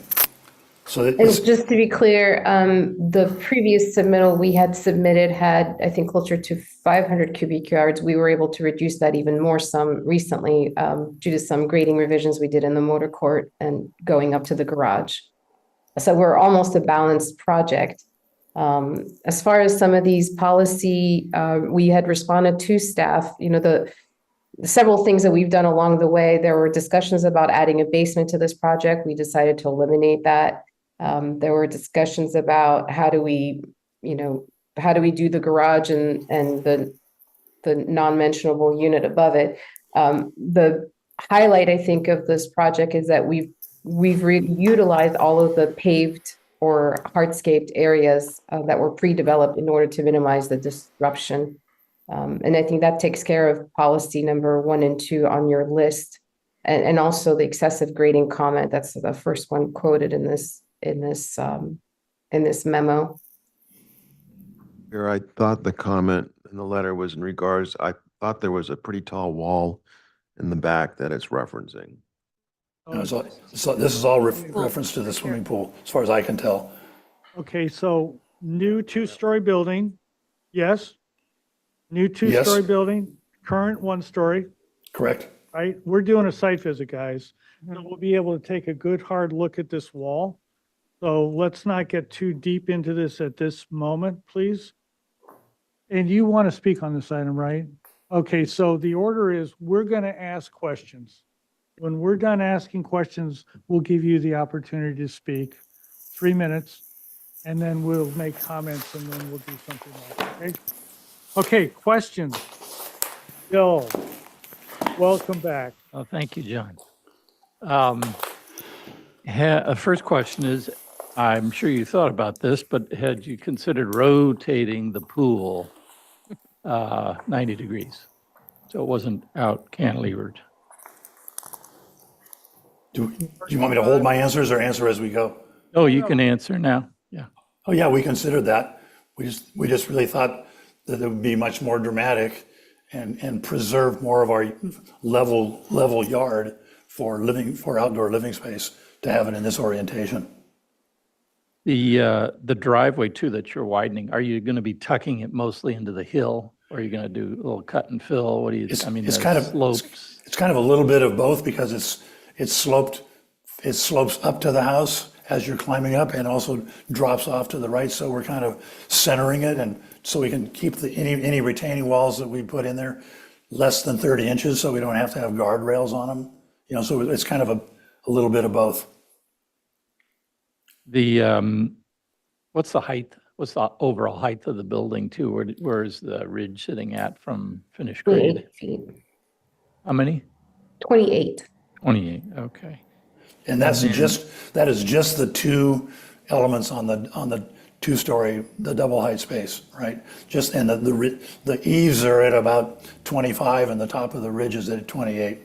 That's like a 3.5 and 12 or 4 and 12. Exactly, it's 4 and 12 or less. Okay, that was it. Thanks. Questions, Rob, please. Is the, so you're in your 3Ds, you're showing what look like Kentia palms. Am I correct in that that's just part of the 3D imagery, that you're not proposing all that palm, all those kinds of palm trees as part of the design? Yeah, we are proposing some palms to highlight entries into the home, but I would say at this point, the landscape and the renderings isn't necessarily realistic of our plant palette. Right. So we will be working with Design Arc on that. Okay, yeah, especially in that it's a whole oak woodland. Thought maybe that looked inappropriate, but as far as the garage, any concerns about the distance of the garage to the living spaces No, and the function of it? Okay. And have you folks considered having pedestrian access out of the, if you're going to modify, especially if you're modifying the auto gates, do you have the ability maybe to add a pedestrian gate down there so somebody wanting to go out in the mountain drive doesn't have to open up the auto gates? at this point, we're not proposing that. At this point, we're proposing just the auto gate with a keypad on the inside. So if you're walking down the mountain drive, you just open the gates. We're pretty tight for space in there, and there's also some oak trees there that we don't want to be doing any more grading around. But I can tell you between now and final, the owner has a desire to do that. So we will be looking at that. Once again, we're here for concept. Okay, and then maybe last question on the fire turnaround, or the driveway. I mean, I like the simplicity, the shape of it. Is what's driving the outside perimeter, I'm assuming, is the fire turnaround. So it ends up looking really large. I mean, have you considered maybe adding more landscaping up closer in and around the house, and maybe I see you have some kind of more formalized planters, but I'm just wondering whether you're open to adding some landscaping between the house and kind of softening more of that motor court. We kind of like the large motor court because of the ability to park guests on it. We're in an area where there's not much parking on the street. We're actually slightly smaller than the existing motor court that's up there. So, we can certainly work with Scott and develop that, but not necessarily interested in making it a lot smaller because right now it's very convenient for parking. As you mentioned, the distance to the garage, you can park in the motor court and there's a back entrance that you go into the back, like a back door to get to the kitchen without having to walk through the front doors. So, But I'm sorry, what's the diameter of that motor court? Maybe that will help me understand it better than. it's probably it's probably close to 80 feet. Okay. I don't know right off the top of my head. 90, almost 97 feet, it looks Okay. like, from our drawing. Even larger, yeah. Okay. But it's not a full circle. It's not a fixed one, obviously, between the structure and then the planter in the centered on the front entry. But it is primarily, I think, dictated by the fire department Sure. I can see that. maneuvering. Yeah. Okay, those are my questions. Thank you. Stacy, please. No questions. Deb, please. No question. Have you guys been to the fire department? Yes. Yes, we have. We've worked And they- extensively with them. Okay, and are you aware that the county of Santa Barbara has just adopted a new site lighting ordinance that actually is countywide, not just Montecito? Yes, we saw that. We're with having to deal with the color temperature and so on and so forth. We'll certainly, Very low intensities. yep, we'll incorporate that in the final plans. Okay, excellent. And I have no more questions. Your turn. So Diane, you can come up and sit here if you'd like, or if you're more comfortable, you can stand over there, whichever you're more comfortable with, whatever you're more comfortable with. And there's a little bar that runs across that that's now white. Yeah, push it. There you go. Now you're live. And if you could keep your comments to 3 minutes, I'd appreciate it, please. Yes, I'm a little hard of hearing, so bear with me. Okay, and bring the mic down closer to you. Very good. Your turn. Okay. I live at 1500 East Mountain, which is to the right of the house, to the west of the house. And my main concern is there's a ravine between my house and their house. And I've seen a few floods and a few fires. And I want to make sure that they're not encroaching on the ravine to impede the water flow from the mountaintop as it flows down. I've seen a lot of trees and logs floating down San Ysidro Road. And there's a pipe under the mountain drive that comes out the other side on San Ysidro Road. And I'm worried about it getting clogged up if they've impeded on the flow of the water.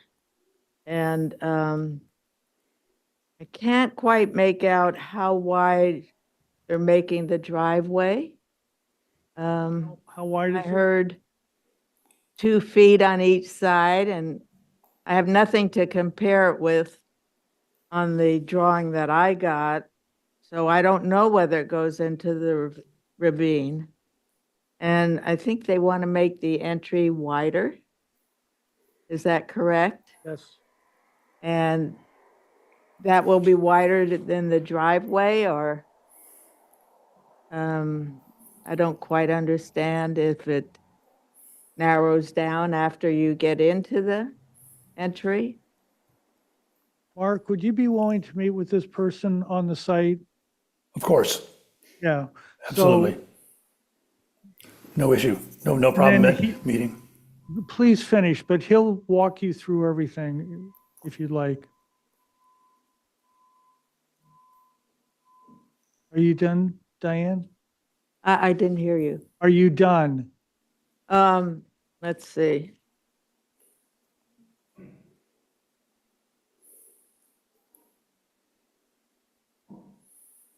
That was my main issue, and the motor court, Okay. whether that is going to go into the ravine. And I'm just concerned about the flow of water coming down the mountain. Okay. If you could write your name and your phone number, we'll get it to the planner, who will get it to Mark, and he'll call you and you guys can arrange. Go over it with me? Yeah, I don't want to Sure. do it. I want to do it privately because we're being broadcast around the world. So if you could. Okay, so they'll let me know how wide the driveway He'll will. go over he'll answer Everything, any questions okay. you've got. May I look at my notes just to make sure? And the grading, again, are they going to be moving a lot of earth around the driveway area? Because it's going to go into the creek, whatever you want to call it, barranca.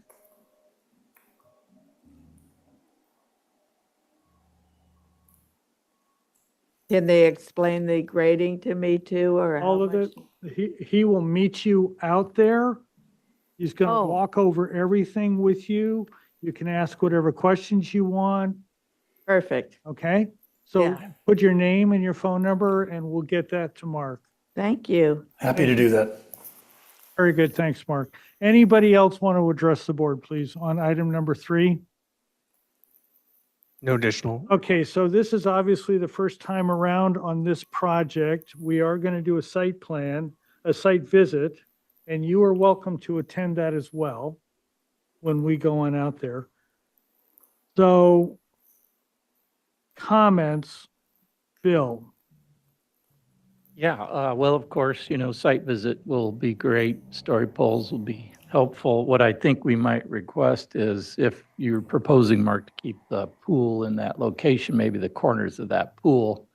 I'm real familiar with this property. I actually did the remodels and the little sheds and the arbors and all that stuff on this property. So I know it's pretty hidden from East Mountain Drive. But as you get closer to that slope there, I'd be a little concerned about what you'd see from that downhill slope. Maybe there's an answer to that with landscaping. Maybe it's rotating the pool, terracing the grade in front of it. I don't know what it would be, but that's the only area I think I have any concern about. I think as usual, the house design looks good. It's got a nice flavor to it. I know you'll do it justice with the detailing. So I don't have any concern about any of the structures. I think my only concern is the pool and maybe, a cross section when you get to it, the detail of that road, if not that really going to see a whole lot of it, but maybe you might see retaining walls or something on the downhill side. My guess would be you'd be cutting the road into the hillside than not putting it off the edge because it's real steep down into that ravine. So you may end up cutting more and end up with retaining walls on the uphill side. So maybe just a section of that at some point, just telling us what's happening there. The rest of it, I'm pretty much okay with the architectural style, and we'll see what the poles look like out there when we see the ridges from the street.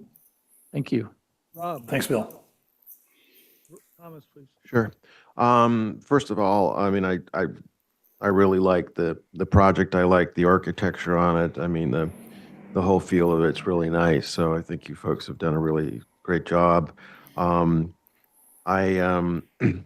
As far as where I was driving with the fire turnaround, I think there's actually kind of a nice opportunity to introduce kind of more of an organic element, on that motor court side of the house. And then there's so much paving in there. I think, Scott's work's really nice. I think you kind of add some organic, really low landscaping, agaves, things in a ground cover that could be, or at least study it and look at it as an opportunity to make something kind of interesting at that particular location.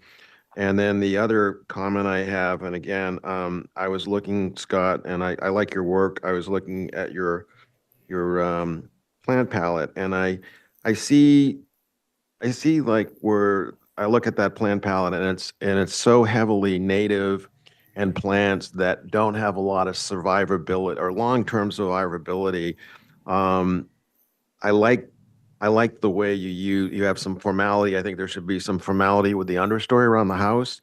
But then I look at the particular plants, and it's things like Ceanothus concha, which are really pretty wild. And so I think the natives have their place and maybe on the outside perimeter, but I would kind of encourage you to look at maybe having some ornamental planting, the drought tolerant ornamental planting in and around the house that maybe will have a longer kind of lifespan than some of the selections I see right now. But like I said, I do like your work, and your hardscapes are great, so I'm sure you'll do a great job. Thank you. Stacy, Thanks. please.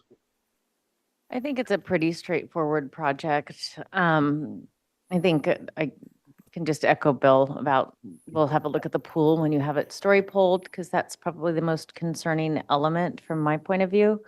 I think doing gravel for that large expanse of a driveway, as long as the county allows it and fire lets you get it through, I think that's a great idea.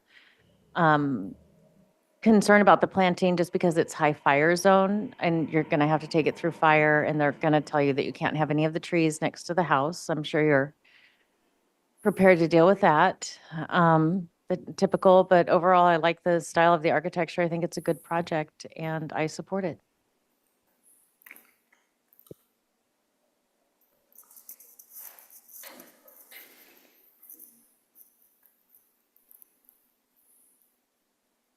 Yep. Yeah, I guess I'm just waiting for the site visit and to make my comments. But overall, I like the design of the house and the massing of it. Thank you. Yeah, oddly, this large of a house is 76%. Well, it's only what, 6 acres, Mark, or Yeah. something like that? Yeah, so, it's a comparatively modest project here. Now, in terms of story poles, can we get a roof plan, please?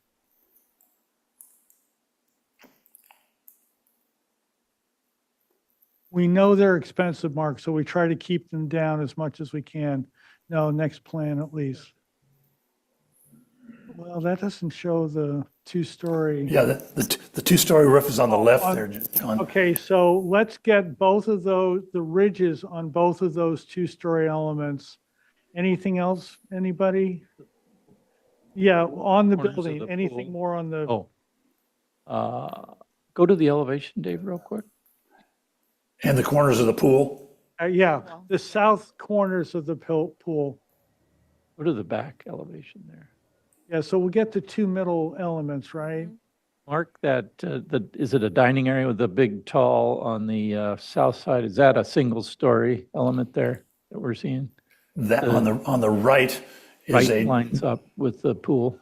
that's a double height living room. Do we want that ridge too? That's what he's saying. The four, That's what we've got the then. the Oh, is ridges that of the, shown? yeah. That one's shown, okay. Okay, those two, and then the south end of the pool, both sides, and that ought to do it, Yeah, okay? yeah, like 6-story poles or something like that. Yeah, got it. Yeah, something like that. Okay, and so we will see you whenever you're ready to have us come out. And my initial reading of that, those prohibitions or the land, the hillside, et cetera, they're talking about grading. I don't think you're I need a section through that pool to prove to me that you're not grading through there. But I think, I'll take you at your word right here. And I think it has to do with building heights and volumes and things like that we do concern ourselves with. But I don't think they're prohibited by that policy. That was my reading of it we need a cross-section, the other direction though, Mark. I we'll didn't see it. Yeah, we'll do a section through the pool and, Yeah. a cross section Down to the street if you. down to the street. Yeah. Yeah, okay. I'm sorry, I thought I did see one in the drawing package. Too, wasn't there Yeah, silver there drawings? was a cross-section in there of the pool, I thought, You have unless I silver was, drawings or something? Well, we'll Mixing look at that. it when we get out Okay. there. all right. Okay? good. Anything else? Anything else? Thank you, Mark. Thank Thank you. you, Scott. See you in a little bit. Thank Okay, you. item number 4. Paul, are you here? Looks like you are here.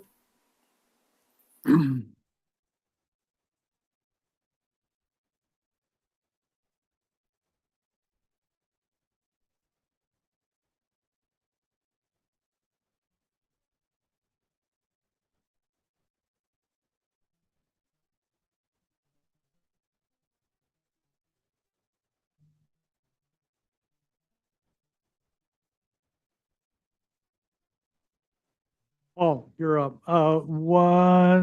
Item number 4, 777 Romero Canyon Road. Paul Rubison and Erica Kessler of Appleton Partners representing the owner. This is a renovation of an existing residential project on Romero Canyon. We actually have a permit for interior renovations during the process of renovating the interior. One of the items that came up is the client recognized that the garage is too shallow for their vehicles. The bays are also very narrow going through the doors. So we have proposed a 4-foot extension on the existing attached garage. We have also identified a few additional improvements that we're making to the house. There's some minor changes to doors and windows. But other than the garage change, there's no change to square footage. We have also proposed some additional accessory structures on the property. It's a large parcel. It's a little over 11 acres. So you'll see that we've identified a storage garage for equipment for maintaining the property. that's further up the parcel. So we can move from the cover sheet. This is the existing site plan. The main house is more than 600 feet from Romero Canyon. You can actually see in the upper left-hand corner at Romero Canyon, kind of just touching the edge of the sheet. So the driveway is, up a little bit from the road. The main house is there in the center. And there is a detached garage that the motor court actually loops over to, north is actually to the right on this sheet. So the garage is on the lower right-hand side of the main house. We also have a few photos here for reference as needed. That is the existing garage on the left. You'll see that there's planting across the front. That is, the second photo is the side of the house facing the motor court. We are converting the basement, which is currently storage, into a gym. So we wanted to include this third picture that shows some very small windows at the basement level that we're going to be replacing. And then there is a change to the exterior door on that right image that we'll show on the exterior elevations. You can move to the next sheet. This is the proposed site. It's the following floor plans show in more detail the expansion to the garage, but you will see further to the right, as you move up the parcel, there's a series of structures that we've called out for the garage and storage units. We have actually in the upper left-hand corner a hand sketch for the plan of those and the elevations, which we are currently developing. And there's actually a dirt road that extends up there. So we thought it was an optimal space for those storage buildings to go. If you go to the next sheet, this is the main house. The primary focus is the garage on the lower right-hand side. You will also see that we've noted a few of the doors and windows that are changing on the perimeter. And I think the following exterior elevations show that in better detail because we have a comparison of existing versus proposed. So if we move to the next sheet, this is the roof plan. Because the garage roof is a 3 and 12 slope, by extending 4 feet, we're only raising the ridge line, a little over 6 inches in height. Next sheet. So, David, if you don't mind zooming in on the top 2 images, you'll see that as we've developed it, the changes we've made are responding to the interior program. We have a window that was, it's located in the kitchen and the sill's too small. It's really low on the elevation. So we've actually identified one of the windows that we're going to replace with a wider window. And then you'll see on the right-hand side, the garage expansion. As part of that, we're actually going to center the window on the ridge line. And then if you go to the next 2 elevations on this sheet, this is the south-facing elevation. As we developed plans for the primary bathroom and closet, we've made some changes to a couple of the windows. You also see on the left-hand side with the gym, we actually want to bring in plenty of daylight. So we have a couple of doors at that basement level that you can walk out and bring plenty of natural light into the gym space. And if you want to move to the next sheet, we have another set of elevations. Perfect. So here, you'll see that, the clients absolutely love the character of this house. So we're trying to do very minimal changes, especially to the exterior. So here you'll see the, on the top image, the small windows at the basement that we're actually expanding to be very similar in kind to other windows on the house, to bring in plenty of light from this west-facing elevation. And we also are going to have a new plank door that is access to the basement crawl space where mechanical systems are. So that's more for use for accessing for service. If you go to the next two elevations, this is the north facing. So this is where you actually see the garage. There were 4 narrow bays, and what we're proposing are 3 doors and a deeper garage. On the right side, the doors at the end of this side of the building felt out of place with other units. I think they were added later. So what we have proposed is a pair of doors that have a similar light proportion to the other doors and windows found on the house. And I believe that is our last image there. And I'm done with my presentation.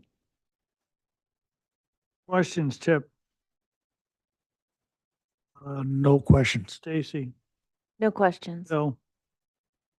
There was a sketch you had in the upper left corner of On the site plan, yeah. a stepped garage storage? Yeah, so those are new? the, actually, if you zoom in, Dave, if you don't mind zooming in on the site plan, we'll show everyone where those are located. So See it right there. yeah, right there, we've got a series of detached buildings that are, towards the north end of the property. And there's, a bit of maintenance that they needed, and they wanted to have that as a separate use away from the main house. So we wanted to do those in more of a barn style. So those are going to be board and bat with a copper standing seam roof. So that is something that kind of developed in our conversation with the client about their needs for maintaining the property. That's a dirt road path or something that goes up to it. And it's Yeah. out of the setback though, right? Is that? It's hard It to- is out of the setback, that's correct. And, but you're, what, 10 feet from the property line or something? Yeah, we're more than 10 feet from the property line, and there's actually kind of a dirt road, so it's easy to get access to this already on the property. Is the dirt road on the up? You'll see there's kind Top of like of a the page? U-shape. That little Yeah. curving shape there is. the dirt Exactly, so road. we're going to So- utilize that. So you have landscaping between the back of that structure and your neighbor? There's actually currently some dense planting there that's going to remain. We've actually placed these buildings so that we don't have to remove any of the existing trees or other plants in that area. Okay, all right, thanks. That was Yep. it. Rob, please, questions? I don't have any questions. And I don't either. I have public comment. Is there a letter?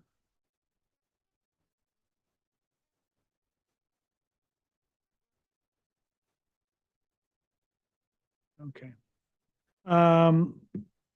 Would anybody like to address the board on item number 4, 777 Romero Canyon Road, please?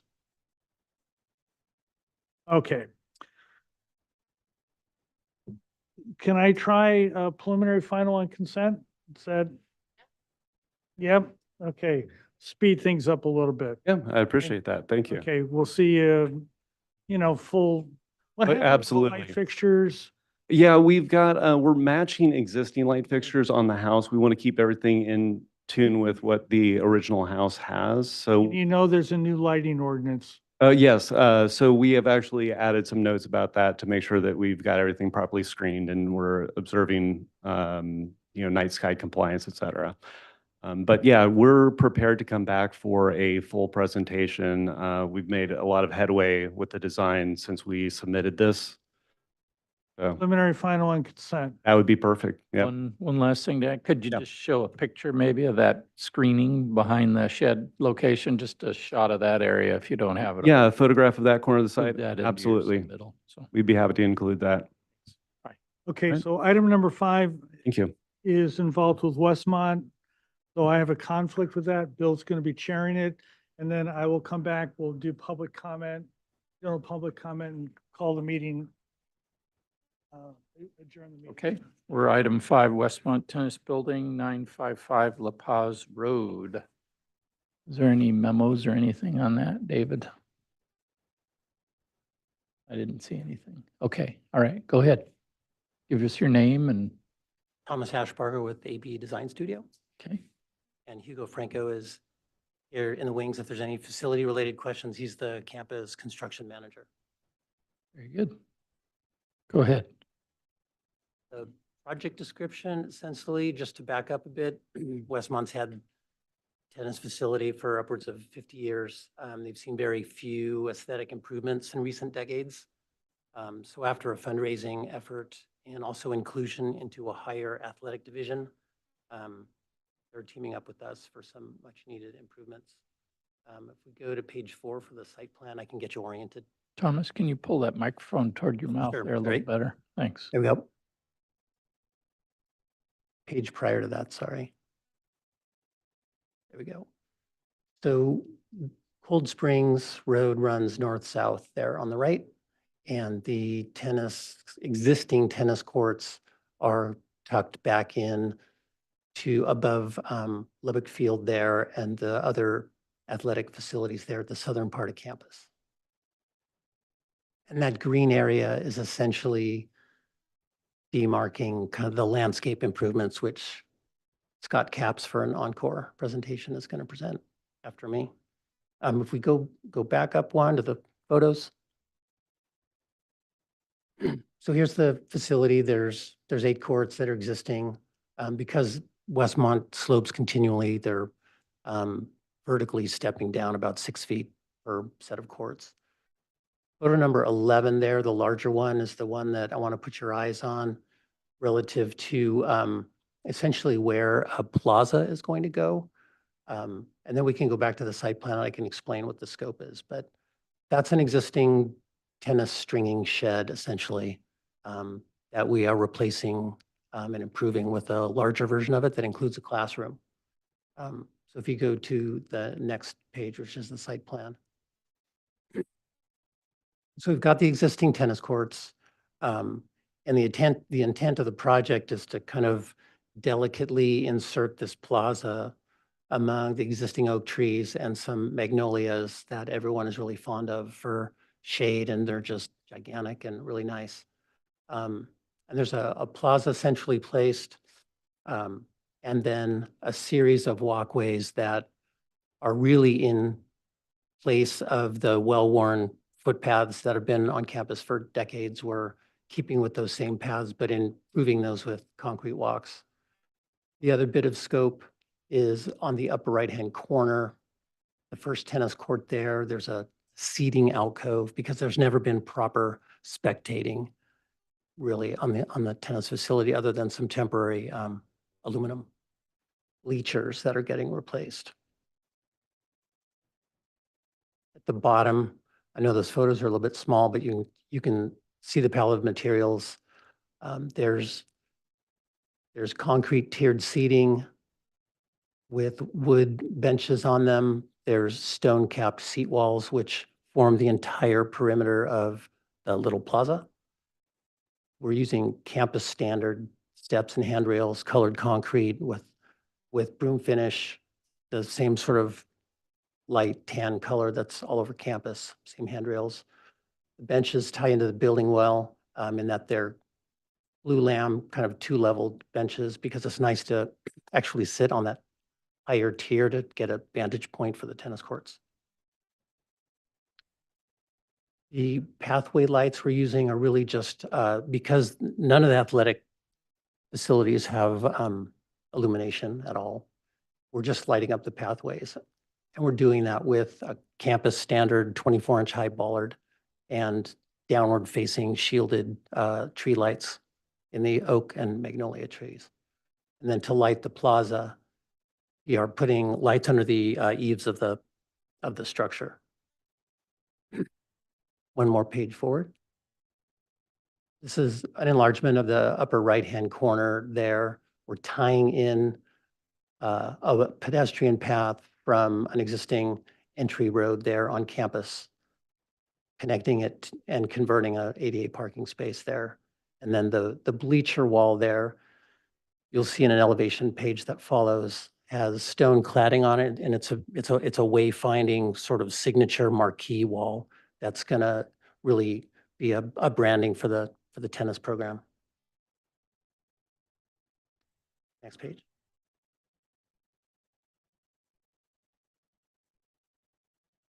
So between the two banks of courts, we've very strategically tucked this plaza in between the trees, including them in tree wells in the plaza and kind of snaking the walkway around them. And then there's the team building in the center, which on the right has a classroom. There's 2 locker rooms and there's a couple storage rooms on the left. So very simple program.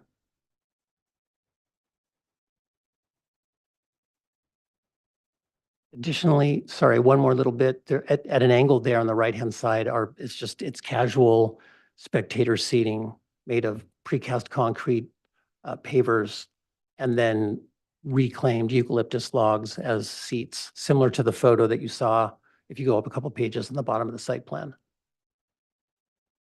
Maybe up 2 pages. There's just on the photo on the far left, we're doing some more casual seating because it's a really lovely environment. It's just got a lot of turf and the landscaping's just kind of tired but people still hang out there a bunch. Tennis matches or, no tennis matches. Down a couple pages. So now we can discuss the building, 600 square foot accessory building. If you go one more page. This plaza is kind of the hub of the stairs and walkways. These stairs are essentially replacing stairs that are currently there, with the exception of the one in the lower right-hand corner. And those stairs are resulting from just leveling out the plaza and elevating the left-hand side. So there's a little team building. It's justified on one side. We originally had it centered, but we kept pinching the plaza down repeatedly to miss tree roots. And there's an inconvenient high voltage power line just to plan south as well. So that's why the building is justified to the southern edge. One more page. So again, the plan at the same scale as the site plan. The roof plan you can see has a large overhang, and the intent there is that during match play, there's tournament tables and beverages and food and all kinds of stuff. So we've created a very large overhang for those functions, and that exterior area will probably get the most use on the project. One more page. So if you remember the shed we were looking at, this is kind of a beautified version of the shed in terms of they want to have this outside space that's fully open and they need storage space. They've gained a place to change, have lockers, and they've picked up the classroom function, which they've desperately needed. So the building is conceived of similarly in terms of really utilitarian structure. There are these splayed, if you want to zoom in, it's kind of getting a little bit pixelated on the east elevation, right-hand side.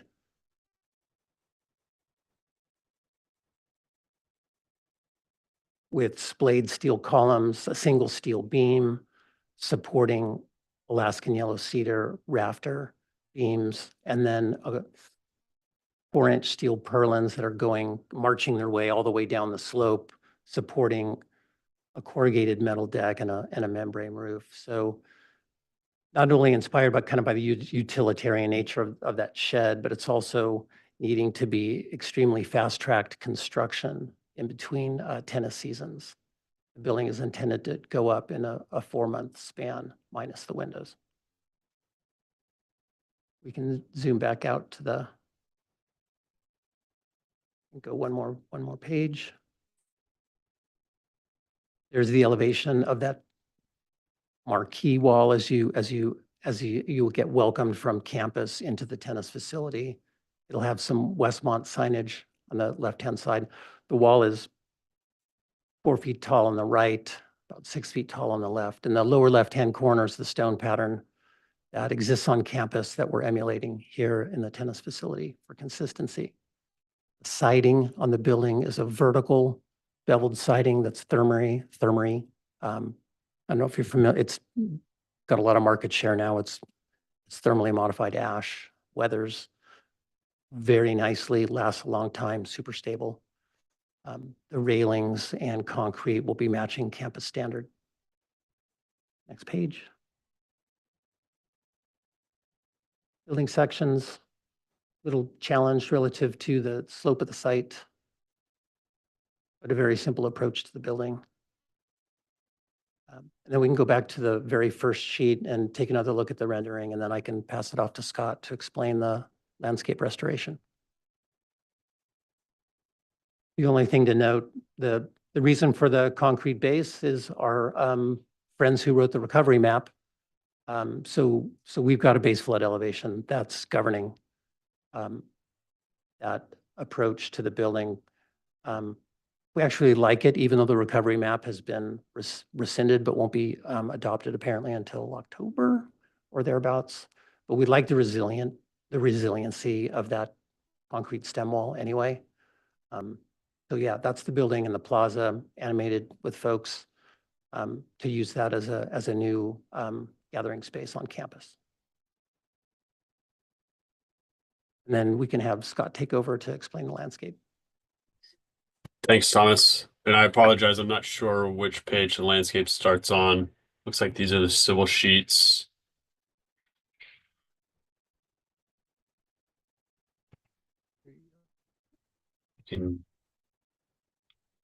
Physical plan, we can skip over these.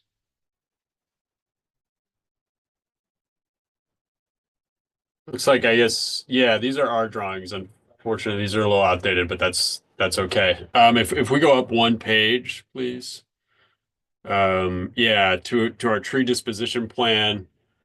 Again, this drawing's a little outdated. We will be removing 5 existing oaks as part of the site improvements. We're working with Bill Spiewak, our project arborist, and he's recommending that we plant 16 new 48-inch box oaks, which I can point out in the planting plan. We can go ahead a couple pages, please.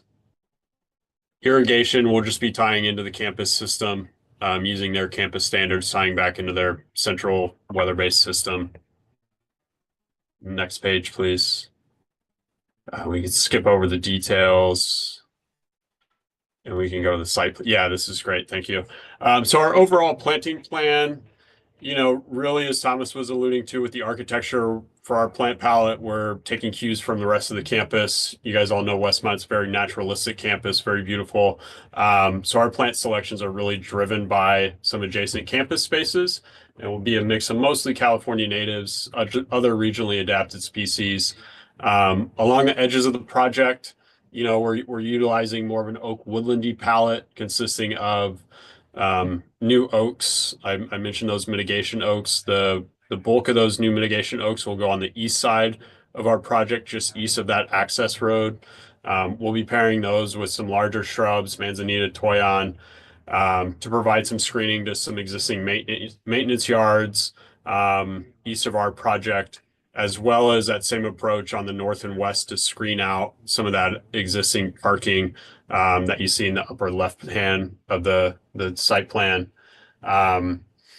As we move inward from the edges, again, kind of carrying that naturalistic theme, we're getting into more of an oak understory palette with the great existing oaks we're working with, things like heuchera, hummingbird sage, some lower growing ceanothus and grasses, all things that we've found to be thriving on campus. So again, really just working with what's already thriving out there.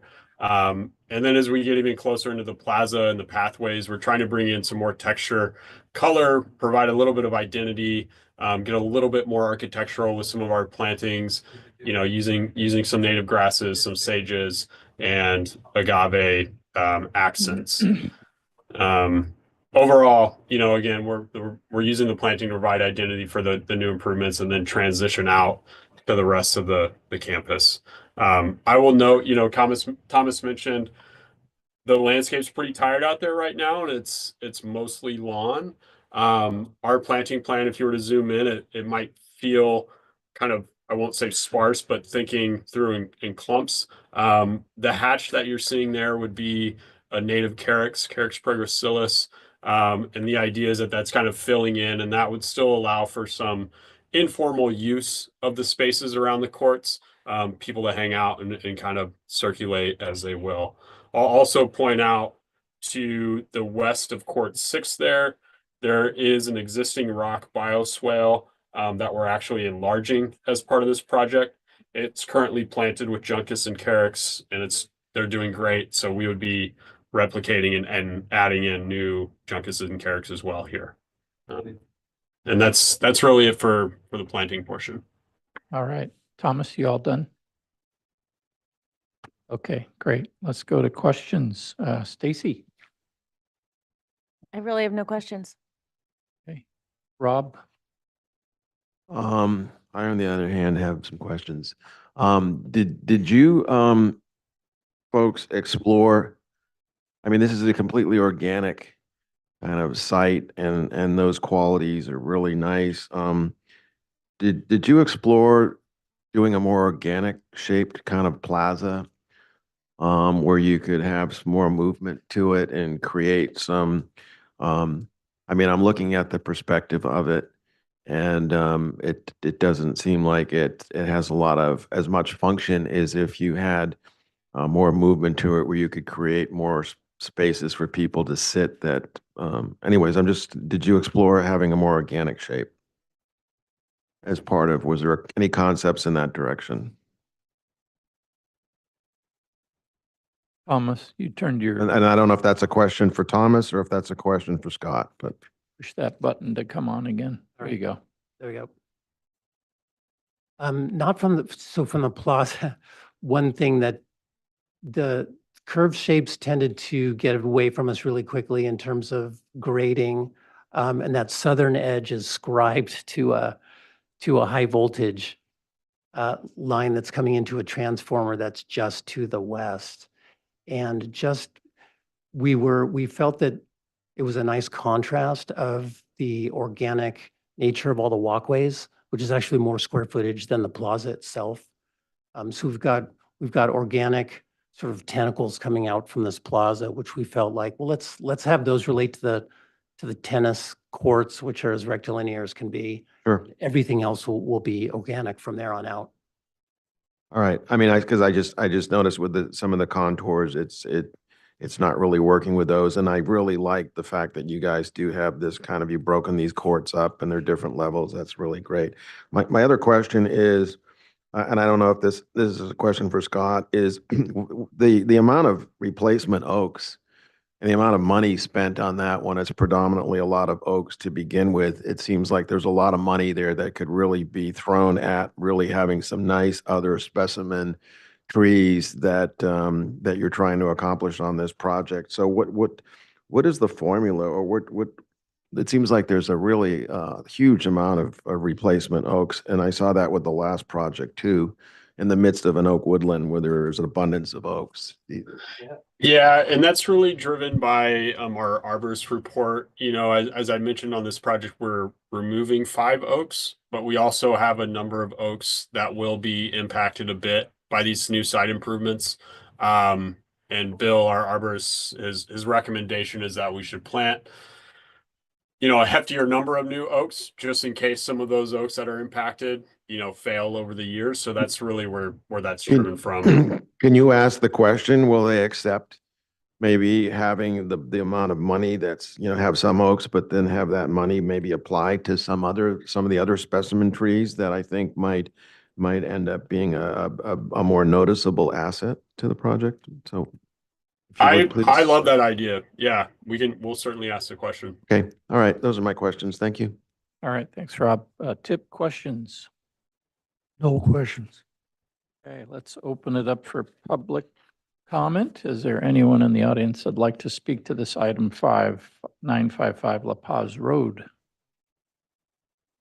Seeing no requests. Okay, and we'll close public comment and we'll go on to board members' comments. Stacy, what are your Yeah, thoughts? I think this is a really great project. I think I mean, the building is very modest, but it fits with everything else at Westmont, as well as the landscape, which is, as we know, all native traditionally there, at least each new section as they work through it. It's very sensitive, I think, to the topography and to the student life. I also agree, though, with Rob, it would be great if you could apply replacement of oaks with some other species like sycamores and different things in the native palette. And we would support you if you'd like to push on that. We appreciate that. Yeah. Rob, your comments? Yeah, I mean, I like the buildings. I mean, I like so many parts of this project, and I was asking on the rectilinear notion of whether maybe you had considered something more organic. I think you're probably too far down the road. So, but overall, I think you folks have done a really nice job, and I support the project. Yep. Yes, I I can support the project and we should move it along to, I think, preliminary final on consent. Okay, great. And I agree too. I think it's a good looking project. So if you want to, hearing for concept, so we don't really give any other than just come back for preliminary and final, I guess, if we thought we could do it on consent. I think so. Yeah, okay. Then looks like you have a pretty complete set of drawings there too. So make sure you get your lighting and your colors and all of that shown. That'd be Similar to the last applicant where we've completed those since we submitted these plans. So we've got those in hand already. very good. What, All right. is the paving gray concrete, or does that match some other stuff on the Yeah, the- campus? Or can you look at maybe some other color, some colored concrete with that? It's colored concrete. Those pavers were a little bit expensive. And so now it's just going to be kind of the campus standard colored concrete. And I appreciate the comment about the trees too, because they've got copious oak trees volunteering all over the place. And in fact, Scott, we've chuckled with Bill Spiewak. So some of the trees that are impacted the trees down there were mitigation trees because they've been planted in pairs thinking that one was going to survive. So there's these pairs of oaks all over the place. Getting crazy. I know. It's getting a little crazy. It's overkill for, yeah. So, yeah, so We all we'll, agree. we'll note it, and that's a good comment. Okay, thanks. We'll see you when you're ready. Thank you.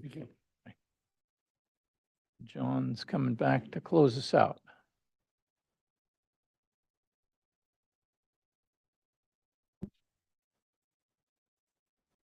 Okay, we have one more item, which is public comment. Did everybody get a chance to read that letter that came out? Okay, this is public comment, public comment. Okay, so what happened was apparently after this was submitted, the person that wrote it contacted their planner and said, you know what I really want? I don't want this to go out to everybody. I want the members of the board to read this. So that's one of that is the reason that I moved it to the end of the agenda. So please, I have read it, so if you could just take a time to. So we don't ever comment about that. We just take it in.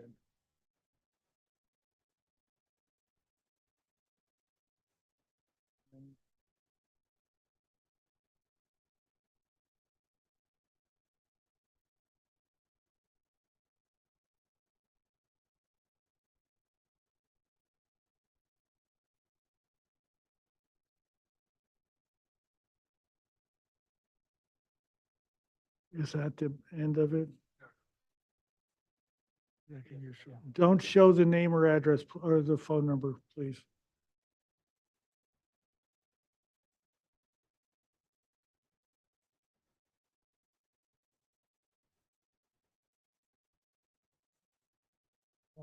Okay, so has everybody finished? Yeah. Okay, well, we almost never comment about public comment, but I don't know that it's against the rules, but okay. So I vaguely remember this project.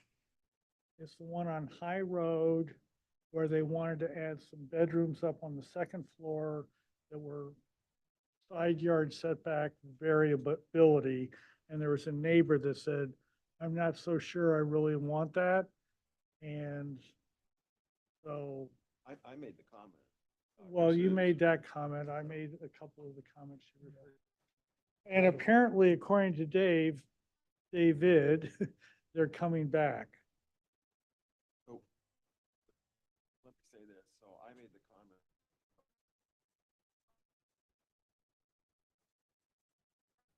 If we're gonna comment, I think we have to be on the record. Turn it on. Yeah. So I made the comment and it wasn't at all meant to be disparaging. In fact, the landscape architect called me and thanked me for my comments.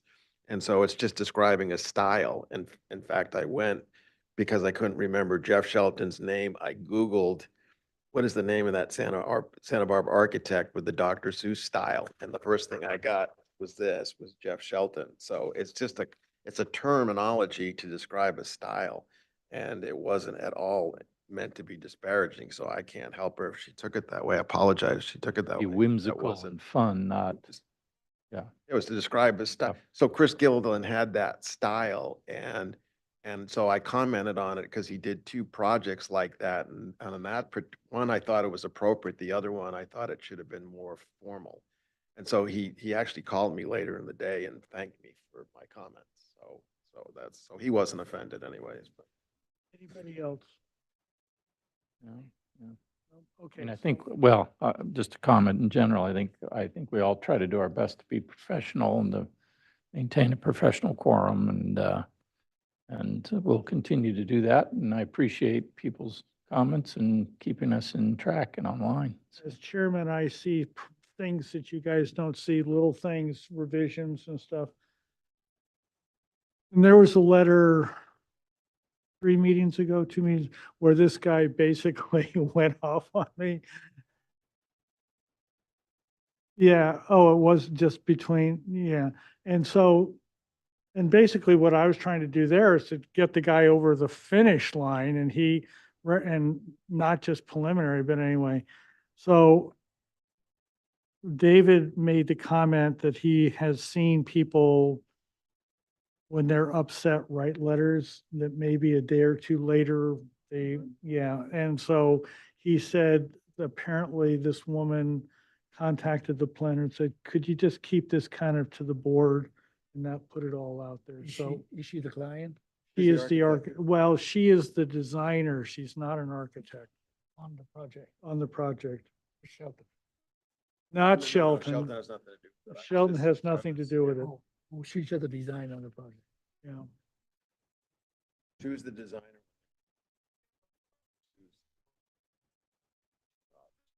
Well, I think we did our job, so you can adjourn the meeting. I'll take that as a motion. Is there a second?